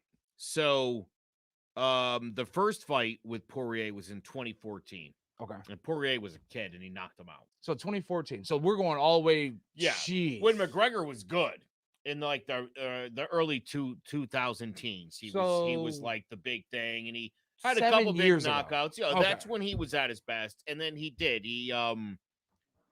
I don't know if he retired necessarily. He was trying to get the thing is they were trying to get more money out of Dana White. Okay. And that's where he ended up going and fighting Mayweather and losing that fight. Yep.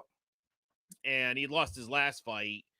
And then he beat Cowboy Cerrone in like 40 seconds because Cowboy Cerrone sucks. Now he's a million years old.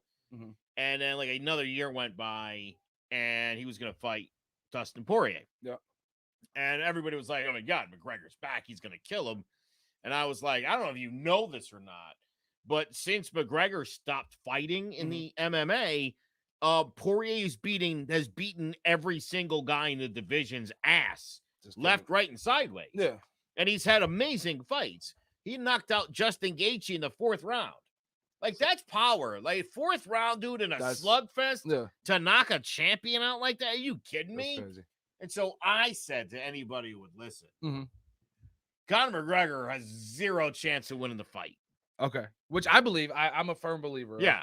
I don't think he's going to win. I don't think he has any chance to win this one either, because when a guy's got the blueprint on how to beat you, that's it. Your only chance is to get lucky, like a lucky slip. Gotcha. And he slipped him in the first fight, and that's been mostly McGregor's career. He's a lefty, and he does weird karate moves. He's like a weird sideways karate guy, McGregor. Okay. It's a little weird, and he looks like an Irish hoodlum. A little unnerving, from the Irish slum. That's what it is. It's a very unnerving. Gotcha. And so, yeah, he's got no cardio. He's never won a fight after the second round. So why would I want to spend, or why would I even want to watch this fight? So give me the undercards. People are stupid. There must be some good undercards. No, people are stupid of this fight, because people are stupid and people are convinced that what Conor's going to win. Conor McGregor was away for 5 years, and again, they because they don't know. People don't know who Dustin Poirier is. Okay. And even though he beat his ass a few months ago, I don't think they understood that all this guy's done is he beat everybody except Khabib Nurmagomedov, who nobody could beat, and Khabib had also destroyed Conor McGregor. Okay. So Poirier's better than everybody but Khabib, and that includes McGregor, and he's got great cardio. Like I said, he knocked Justin Gaethje out in the 4th round. So this is a money grab then for McGregor. Well, it is for Poirier. Was supposed to fight for the title, and he was like, "Nah, I'll take McGregor again." What? Yeah. Why not take the money fight? Okay. All he's got to do is beat McGregor again, and then he in the bag, and he go get the title now, and he'll have gotten a huge paycheck. True. Smart Which guy. Makes it, business move, because if you beat McGregor very smart now, guy. and then for the title, that's a lot more money. Yeah. Okay. Okay. Not to mention, there's no guarantee McGregor would be around in a year from now if you didn't rematch him right away. Get the money. Get the money. All right. See, okay. So I respect it on Buddy's side, but McGregor, I'm gonna go with you. I'm gonna McGregor loses. I'm not gonna say he gets knocked out, but I'm gonna hope that McGregor loses anyways. He'll get knocked out. Okay. As long as the fight goes past the second. All right. So I'm gonna go with you on that one. Guaranteed.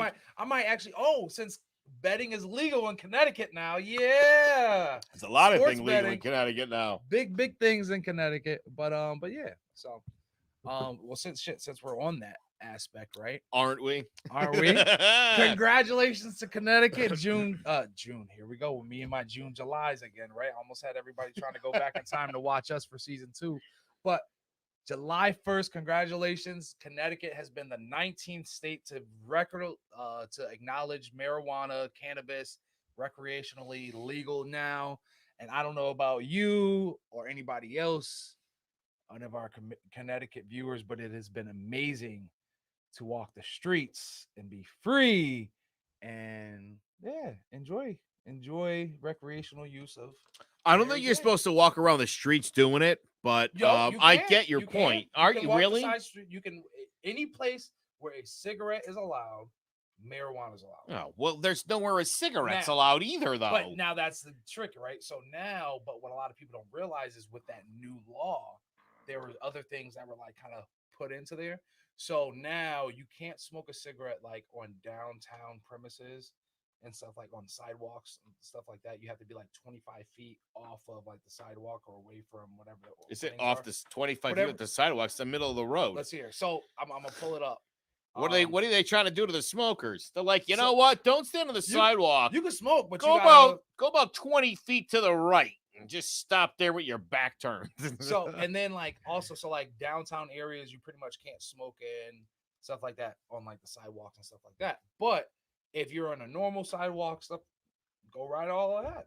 And then that also includes like bars, restaurants. If there's a smoking area, designated smoking area, that's allowed there. I'm excited. I've always wanted to try it. And I've also learned, that if you go to like, so I have a cigar shop that I like to go to that you can smoke. It's actually not too far from me. He's gonna allow there as well.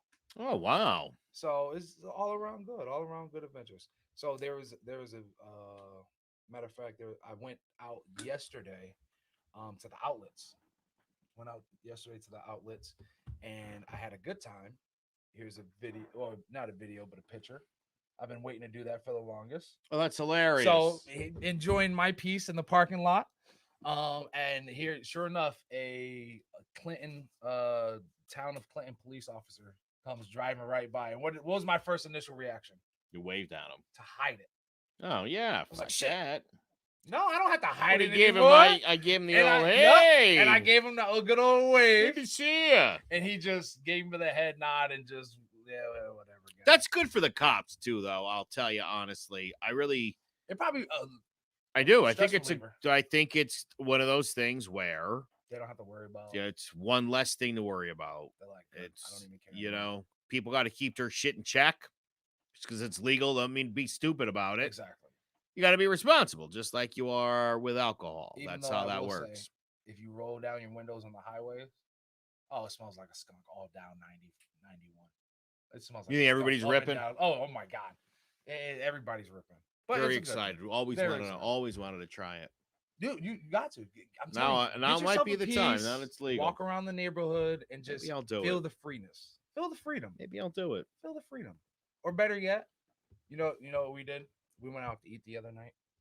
I said, let's make a piece, and when we get there, we'll just sit there and enjoy, and then we'll go eat. Best thing in the world. We sat outside the restaurant. Great. Every couple people came outside to smoke their butts. We're out there with our blunt.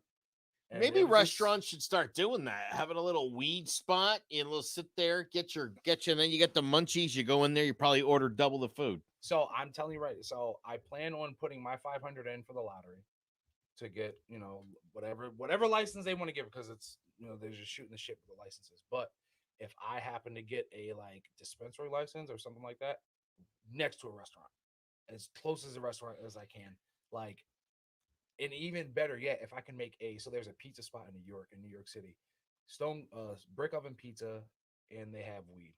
You're able to bring your own weed. And they have a roller there, and you can get stoned. Wow. I think it's called Stone Pizza, something like that. Now, when you say roller, you mean a machine, not like a guy that comes to your table. They have a guy that rolls. No way! Get out! They have That's roller. Hilarious. How do you get that job? How do you get that job? Apply. I guess. To the point now, it's like do they have one guy that does it? I don't know if they have just one guy, but there is a roller, and he rolls these big old cigar, these big old weed cigars. And I love the fact that now, since everything's recreational, the price has gone down. Fuck your little exotic prices. Now everybody's coming out the woodwork, and everybody has green now. So prices have gone. Not a good time to be a drug dealer. Hey. They knew what was coming. You've had years to prepare for this. Years and years, which I don't. Yeah, I can imagine right now to get damn whites guy, you got us again. But even then, though, technically you can't buy because there's technically no place to buy from in Connecticut. Yeah. So everybody was going to Mass and all that other shit in New York and everything like that. But streetwise, prices have gone. Well, some people are still trying to. I'm like, nah, sorry, buddy. That 35 and eighth, not cutting it no more, buddy. When I got people, So that is bad business. Bad business. Y'all gotta get. You know what I've just noticed? What's that? Looking at the wall behind me and my face, they look roughly the same color.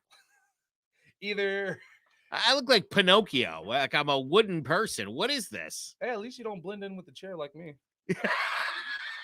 And with that being said, yeah. So I didn't know if I wanted to put this into That's Racist before we get out of here, but Olympics is coming up, which I have a couple questions about the Olympics. One, are the Olympics going to be in 2024, or are we going to go on the 4-year rotational basis now, where it's going to be 2025, 2029? No, I think we're going to get right back on track, which hopefully we do.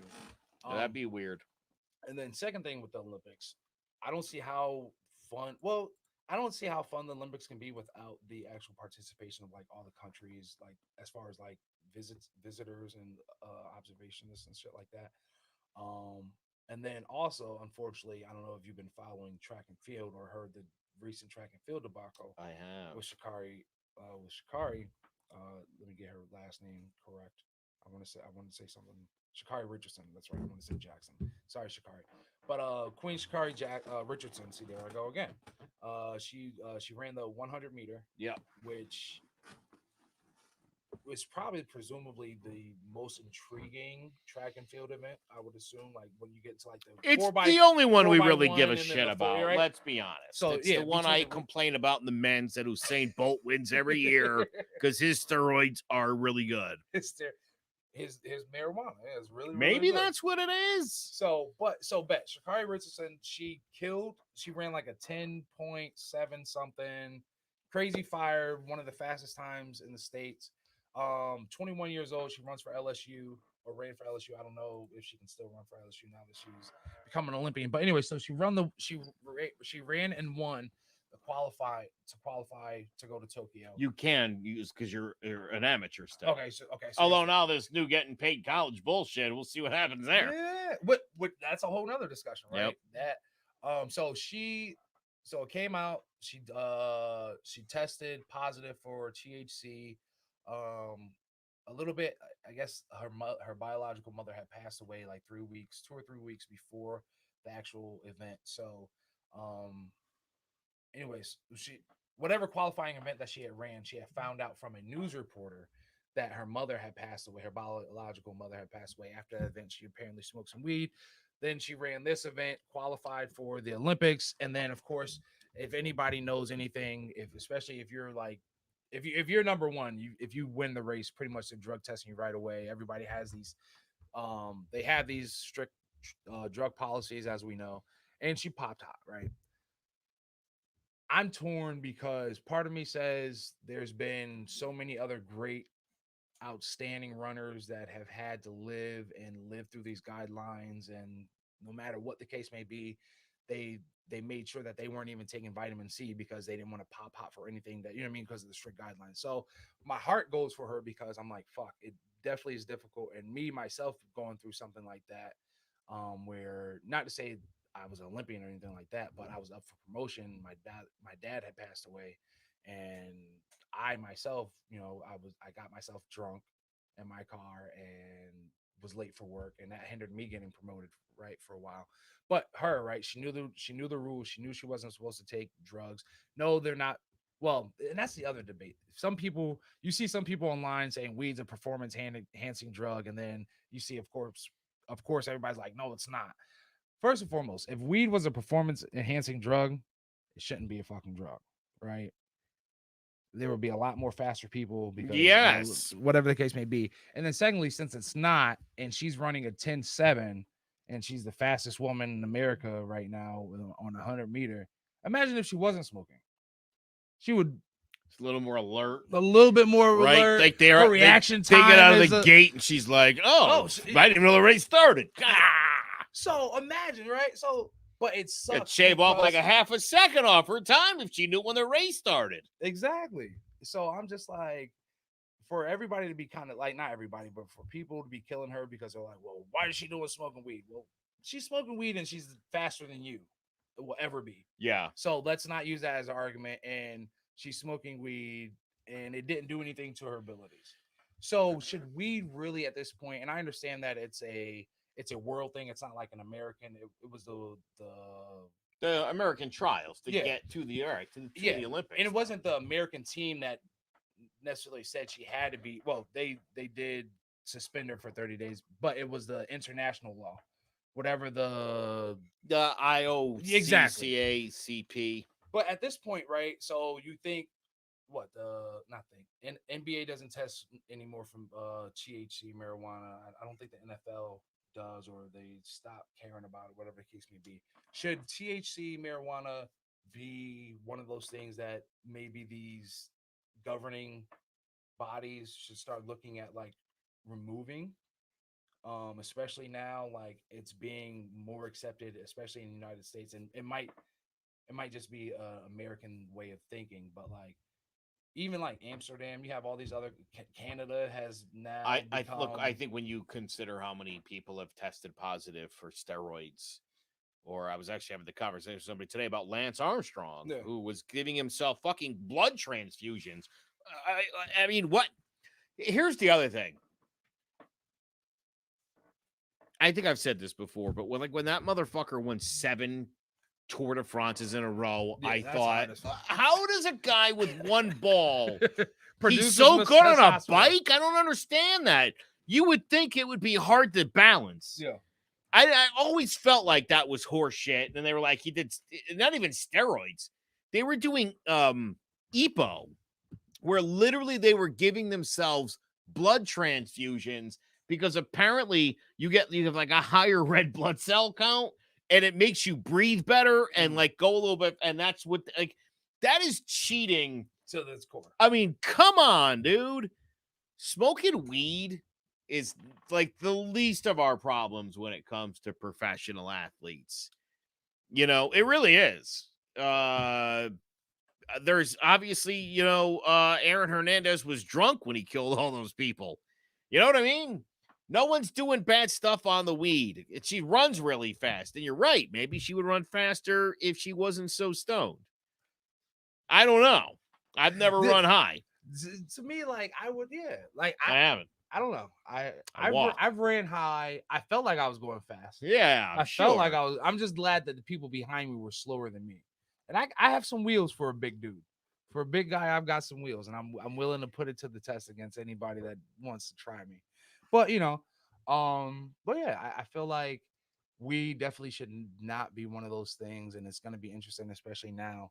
Now that we said that it's being legal in Connecticut, and now as other states are starting to push, like South Dakota and all, it's going to be interesting to see. I guess the talk is now, are jobs going to start allowing South Dakota? Yeah, South Dakota. Getting all liberal on us? Yeah, they July 1st. Everything's Brokeback Mountain. They're like, you know what? Medicinally, they why went not? the medicinal route. Why not just live your best life, live your truth? Which I like. Nothing wrong with that. Heroin and crack is apparently legal on the West Coast now. Or Washington or Oregon, one of those states. You can go do crack and heroin at your own. Yeah, I think in Seattle nothing's illegal anymore. I think nothing. Like you can still nothing is illegal. Yeah, everything. So, but yeah. So hopefully Sha'Carri, she gets. Oh, that was the other thing. So she's not going to be able to run the 100 because of a 30-day suspension. But hopefully, it's looking like that she will be able to take part into the 4x1. The relay. Which... relay sucks. You think so? Yeah, I put it to you like this: after the 100s, they're like, all right, they're getting the batons.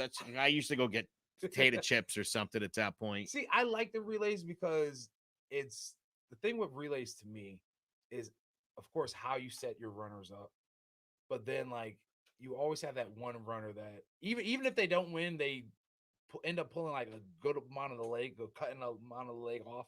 So then that way, like it seems like it's a good battle, head-to-head battle, at least between two teams. It's always USA and Jamaica though. I was gonna say, every time I see like a relay, there's always like the East German team.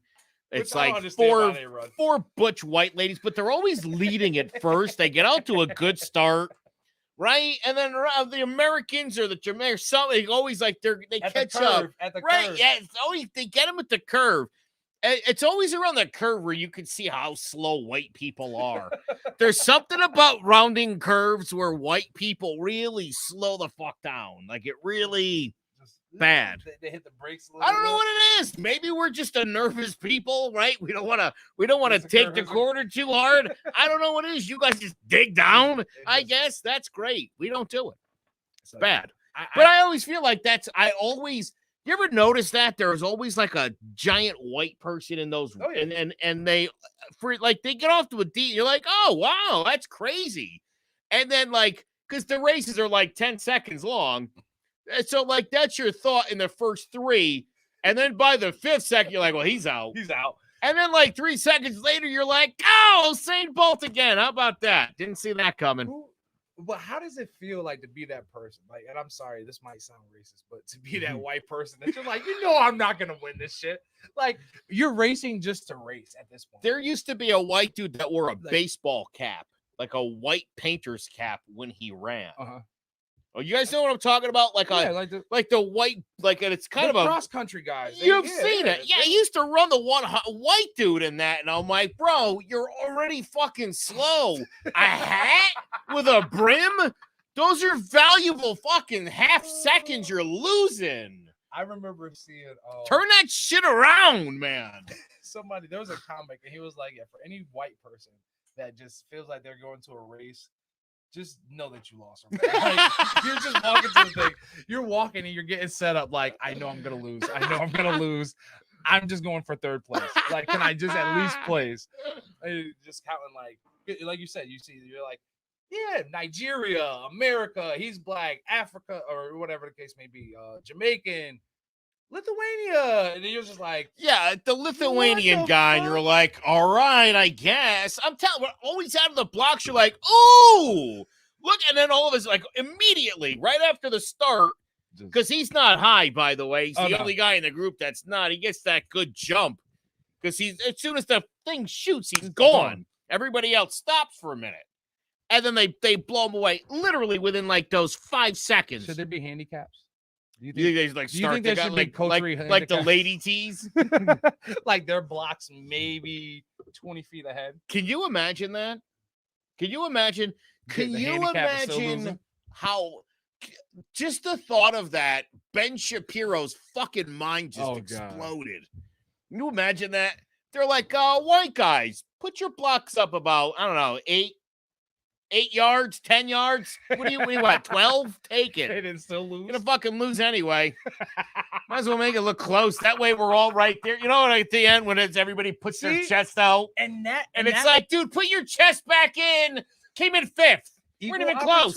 I'm all for that equal opportunity. You know what I'm saying? You guys have the weaker advantage. So yeah, let's give you guys a little advantage. Let's put you What if in the NBA, when a white guy goes to dunk, the rim's like lowers to about 9 on his way up? Imagine that. I'm telling you, if this country was based on athleticism, white people would be in trouble. I'm sorry. Outside of like archery. And I can't even say riflemanship anymore because we getting guns now too. I just saw a black dude with a fucking 50 cal rifle and I followed him on Instagram quick because he's like all pro 2A and it was like amazing. So yeah, I don't know. Y'all are gonna have some troubles in the next 10 years. Because yeah, we out here. We out here. You mean with the guns? Well, guns, everything. Sports wise. You don't mean the suburbs, do you? Wait a minute. Oh, the suburbs are hit. And that's another thing I'm realizing, right? So the inner city happened because all the white people left the inner city and went to the suburbs. Well, black people are leaving the inner city now and they're going to the suburbs. Where the white people going to go? Probably back to the city, if I had to guess. And I'm sorry, us black folks, we come to the suburbs with some damn guns. I'll tell things you are starting to equal out. Things are starting to equal out now. I just spent a week in Cape Cod. And there's a lot of black people. Never have seen so many black people at Cape Cod. Now, mind you, many of them were working there. Okay. But in management positions. Okay. I mean, I feel like everywhere I went, there was like a black man, mostly black staff, mostly like black person in charge and running. I gotta tell you, the only place I went to, as a matter of fact, in the Cape where shit did not go well was Gringos.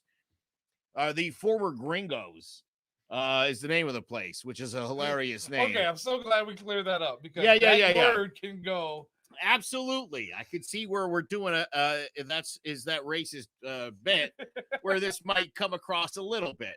The name of the restaurant is Gringos, but they just changed the name to, I don't know, the shit in a bucket or something like that. I mean, we've always gone to this place. It's got a really nice rooftop deck, right? And they obviously margaritas, and we go in there and we get tacos and burritos, and it's awesome. Damn, tacos and burritos, and it's called Gringos. So we go to the place. It's all different. The deck was closed.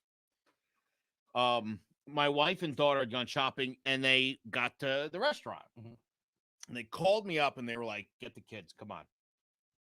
21 minutes was how long it was going to take me to get there. Do you know I got there before the drinks got to the table? Good on. I kid you not. And so 21 minutes. And my wife got a ginger ale. My daughter got a lemonade. I sit down and the guy brings the drinks out. And I go, oh, I'll have a lemonade too. Yeah. Now, thank God he didn't bring it right away. Oh, jeez. Because that got you went thirsty. Dude, they took a sip of their drinks. Disgusting. So they're like, here, try this. And I'm like, so a guy comes back. I'm like, dude, lemonade's nasty. Like, how about maybe we'll just do some Cokes? Yeah. So he comes back over with 3 fountain Cokes and he puts those down. And we're like, jeez. So I go, dude, I don't know. Maybe there's something wrong with the tap or something. He's like, oh, I have to test it. And I'm like, well, fucking test it now, bro. I'm like, can we just get some water? Pay customers in, so, of course, where do you think they get the water from? The fucking machine that's filthy, clearly. Oh, God. They bring the water up, take a sip of the water. It's like, all right. And my wife had ordered nachos, and the nachos come to the table. It looked like I've never been on the International Space Station, but I would imagine if what nachos would look like on the International Space Station is what this shit looked like. It was like a weird paste. Like, I'm not fucking eating that, and I'm not paying for that. Yeah, no. And we left. Good for you. Had to go. And let me guess, it wasn't a black manager, it wasn't black staff. The only restaurant I went to where there wasn't a black staff, and it was the only place where I had an issue. See? Yeah. See what happens when you don't bet on I'll tell you what. I was out on Provincetown on the 4th of July. Okay. I mean, it was super gay. Whatever that means. Super happy. America's super happy. 4th of July. There we go. I saw like 8 guys in Speedos. Yes. That was the kind of day it was. Listen, I love going to P-Town, one of my favorite places. P-Town. Right? Town. Let's go. Yeah. And it was awesome. Yeah, so we go to one of our favorite restaurants. I swear to God, like the whole entire management staff, all black now. Hell yeah. So we get there, we're like, oh my God, we're so stupid. We didn't make any reservations. The lady's like, your number. She goes, give us like 30 minutes, get you a table. I'm like, oh my God, thank God. Because I gone across the street and this tall, red-haired gay guy took like the worst attitude in the world. He was like, do you have a reservation? And we were like, no, we should have obviously called. We weren't thinking. And he was like, you're never going to get a table. What? Oh, ever? Was he a worker? Or like, was he ever? No, he was the fucking host. Oh, okay. He was funny. He was very funny about it. Some lady had just come up and she's like, we're here for a table of 6. And he goes, we have a table of 6. We gave it to somebody else. Okay, so he was a good guy. Oh, he was that guy. All right. He said it, and we were like, all right. You know how to take it. So we just kind of walked away. We go over there, and they were like, 30 minutes, we'll get you in here. Yeah. We go next door, like, we'll go kill some time. My phone rings like a minute later. Got you. Come on back. We got you. Yeah, dude. We were out on the back deck, overlooking the ocean. Like the best seat you could have ever had. There you go. You got to be kidding me, dude. Unbelievable. So you had a good week. Oh, it was great. Awesome. It was great. But don't go to Tequila Charlie's, it's called. Oh, that's why culture appropriation. You found it? I swear to God. That's cultural appropriation right there. Listen. Tequila Charlie's. You should have kept it as the Chinos or whatever it was called. Gringos. Listen, Gringos, let me tell you something. And I want to just say this to if you want a good laugh, go to Yelp and look up the reviews on Tequila Charlie's. But I will say this, dude, the manager was so nice. Okay. I was like, dude, this is disgusting. I'm not paying for this garbage. And he was like, all right. He's like, I'll take it off the bill. I ended up paying, my kids got chocolate milks and I paid for the chocolate milks. Okay. You thought he would have just comped the whole thing, but I was like, I'll pay for that. And then I gave the waiter a tip because I felt bad. That dude was embarrassed. He was like, really? Like, all these drinks suck? Like, he was trying really hard to not bring disgusting drinks. And the guy actually at Tequila Charlie's, as he was refunding my money, and I told him it was the worst dining experience of my life, he said, I hope you'll come back and give us a chance again. And I got to tell you, I lied. Yeah, of course. And I said, oh, no, yeah, bad day. I'll definitely be back. Dude, we laughed and we started reading the Yelp reviews. They're 3.4 right here. My favorite Yelp review, somebody was like, save yourself. Don't make the mistake that I made. Like, 4 of us went to Tequila Charlie's Only 2 of us left. And now only one of us is still alive.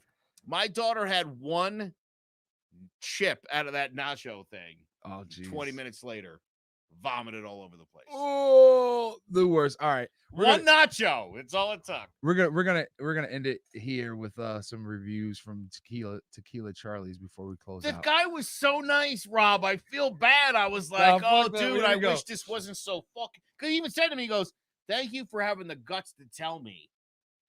Because, I mean, the place was pretty crowded. So, Bet, we'll do it this way. If you guys are in the area after these reviews, give them a shout. See if you're brave enough. Let's see. We'll read the reviews and then we'll see if they have a better experience. Maybe what I'll do is I'll go out there, take her out and see, and then we'll compare our experiences. I would love that. We'll go. Let's see. We have a 1-star review. Worst place ever. Poor service. Food was horrible, and chef kept giving excuse. No alcohol on the drinks was a really bad experience. That I pour for.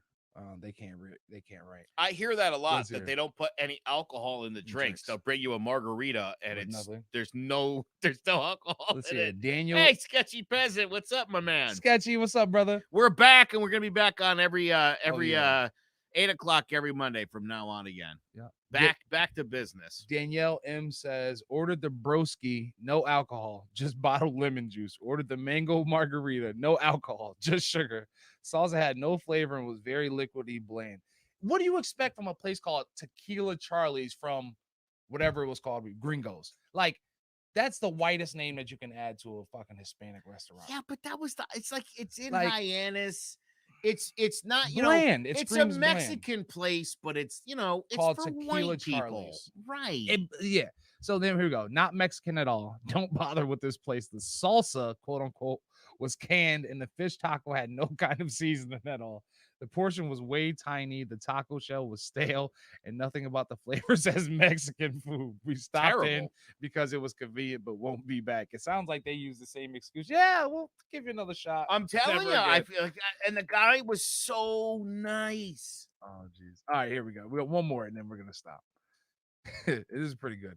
Well, pretty long. If you visit Cape Cod, take a stroll down. Oh, where we go? Take a stroll down Main Street in Hyannis, Mass. You can have a day of fun, enjoying some light shopping, tasting that local popcorn, and spinning the wheel for a free bag. Did you do all that? I did not do all that. Getting a henna tattoo and talking to the locals, blah, blah, blah. When you're finished, there are plenty of options to stop, breakfast, lunch, dinner, cool, whatever. Stop by Tequila Charlie's for a refreshing and smooth vodka lemonade and the smoked wings. I love me a good wing. Maybe that's the key. Sit outside in the shade. No, that wasn't where you sat. No, the deck's closed. Shade where you can enjoy the outdoors and watch people go by. If you're looking for something sweet, stay away from the frozen margaritas. But if you like them tart, without flavor and far from sweet, so I like that somebody wrote that whole thing for the long game burn. So by all means, if you're in the area, Cape Cod area, go check out Tequila Charlie's and let us know what you think. Let us know. Let's see if these reviews hold up. Right now, they're getting we'll average at a 2.5 star out of 5. No, that's like half. No, 1.5 stars out of 5. That's bad. That's bad. Yes. All right, so we'll give them a 2. We'll give them a 2 from the I'll Piss You Off ranking, and then we'll see from there. We'll start with there. I've had many good days back there at Gringos. I hope Tequila Charlie can turn it around. We'll turn it around. He does, if I'm not mistaken, have 102 tequilas like on tap. Okay? You know what? Never mind. I won't even go there. But anyway, hope you guys enjoyed this week of I'll Piss You Off shortly. Make sure you guys are checking us out every Monday night, 8 p.m. Monday night, Facebook, YouTube. Yeah, Facebook and YouTube for right now. Have I said no? We haven't gotten the Patreon setting up yet, but we're gonna be doing that with a couple other things in the works that I'm working with, trying to get done. See if we can get I'll Piss You Off shortly, kind of like panel, and maybe do a little episode that way. Somebody said that might be interesting. So I like that. A couple other things in the works, and as well, if you know which camera I'm at, if you know anybody that is interested in graphic design and is looking to get some of their artwork displayed, or create some beautiful artwork for I'll Piss You Off shortly for the brand, up here, shirts, hit us up. I'll pitch you off shortly at gmail.com. We would love to see your resume, love to see your artwork. We would definitely love to create some commission work for you. So yeah, hit us up. Let us know. We want to get some new merch out there. I have done the research. I have the actual, don't have, but I know what merch items I want.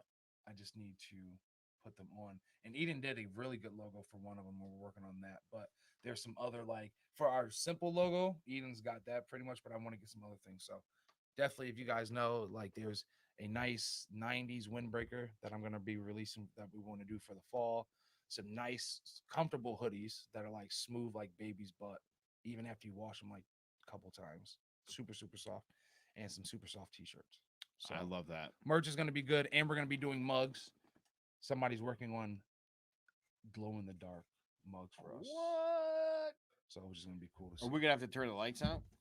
Oh, maybe. Might do something cool like that or something. I think we're going to get new lighting, by the way, because I definitely look like the wood. The wood that is behind me. I love it. I can't even. You can't see you're blending in. It's like this. If I was bald, you wouldn't know where my head's. Look at this. What is going on here? Oh man, let us know how you guys like the new setup. If there's anything that you guys would like to see, in the production phase. Let's see here. When is the CMG? It was last weekend. You were supposed to be here, douchebag. You didn't make it. Nice job, Frank. Car wash held you up, Frank. Jeez, but. Outside of that, make sure you guys are checking us out every Monday. Make sure you guys are sharing, spending that digital currency. Share, like, and all that other stuff to put us into the algorithms, your algorithms, everybody else's algorithms, and all that good jazz. And yeah, make sure you guys are liking. I'll piss you off shortly and telling a friend and tell a friend. Apparently, the word's getting around a little bit. You received a message from another podcast to another podcast about this podcast and all that good stuff. So. Let's hear it. I'm not, by the way. I'm in just an exceptionally good mood. I literally drove back from the Cape like an hour before the show started. Right. So, Frank, I'm just joking. We did have the barbecue last weekend because your flight got canceled. That was the whole point. Is actually what I meant to say. No, but we will have a, you know what? Because we got to get the ladies from Ivy League. We got to get your friend Laura McDonald for sure. Sarah and Laura got to come. And they're convenient. So, Frank, we'll coordinate something. Maybe this time you can, maybe don't try to fly JetBlue. Maybe pay for a good airline, you cheap bastard. Yeah, let Spirit and JetBlue. We were like, why did they cancel your flight? He was like, they didn't have enough gas. Like, don't take that plane, Frank. Jesus Christ. Oh, jeez. Apparently, they're opening up at our airport another budget airline. Oh, so it's gonna be interesting. But yeah, all the ratchets will be able to fly somewhere else for cheap. Jeez, have you ever been on one of those flights? That's a whole nother subject. No, I only fly first class. Must be nice. Well, I'll be able to fly first class too if you guys make sure you guys show your support and do all the other stuff. So get Robin the first class. He deserves it. Robin first class. All right. Thank you guys for following us and staying with us this Monday. Welcome to season 2. There's going to be a lot more where this came from and only getting better. And by the way, happy birthday to Joe, everybody. Happy birthday to Joe. Oh my God, that's right. My birthday. Big birthday, week. Joe. Happy birthday to the big guy. I wish I should have brought like a cake and all. We'll figure it out next time. But yeah, happy birthday to Joe. Make sure you guys wish Joe happy birthday in the comments and all the other good stuff. Do it. So, make sure you do it. It was a pleasure. As always, I'm Rob Benjamin, Joe Aguirre. This is I'll Piss You Off Shortly. You guys have a good night. Peace. Hi, my name is Zach LaPlante. Have you ever imagined about starting your own podcast or radio show to voice your opinions and share your passions with others? You think to yourself, how would I even start something like that? I don't have any equipment or any experience whatsoever. Well, look no further. The folks at Clovercrest Media got you covered. Clovercrest Media Group is home to over 30 individual podcasts, like Divided We Stand, I'll Piss You Off Shortly, Speaking It Real, and so much more. At Clovercrest, our sound engineers only believe in the best sounding audio quality, and their expertise will make your podcast sound professional and pleasing to your viewers. As a media group, we are obliged to every type of media available, including, but not limited to, video, audio, photography, and digital media marketing, as well as live streaming and so much more. As we say here at CMG, the harder we work, the luckier we'll get. To jumpstart your podcast or program, go to clovercrestmedia.com and get to recording today.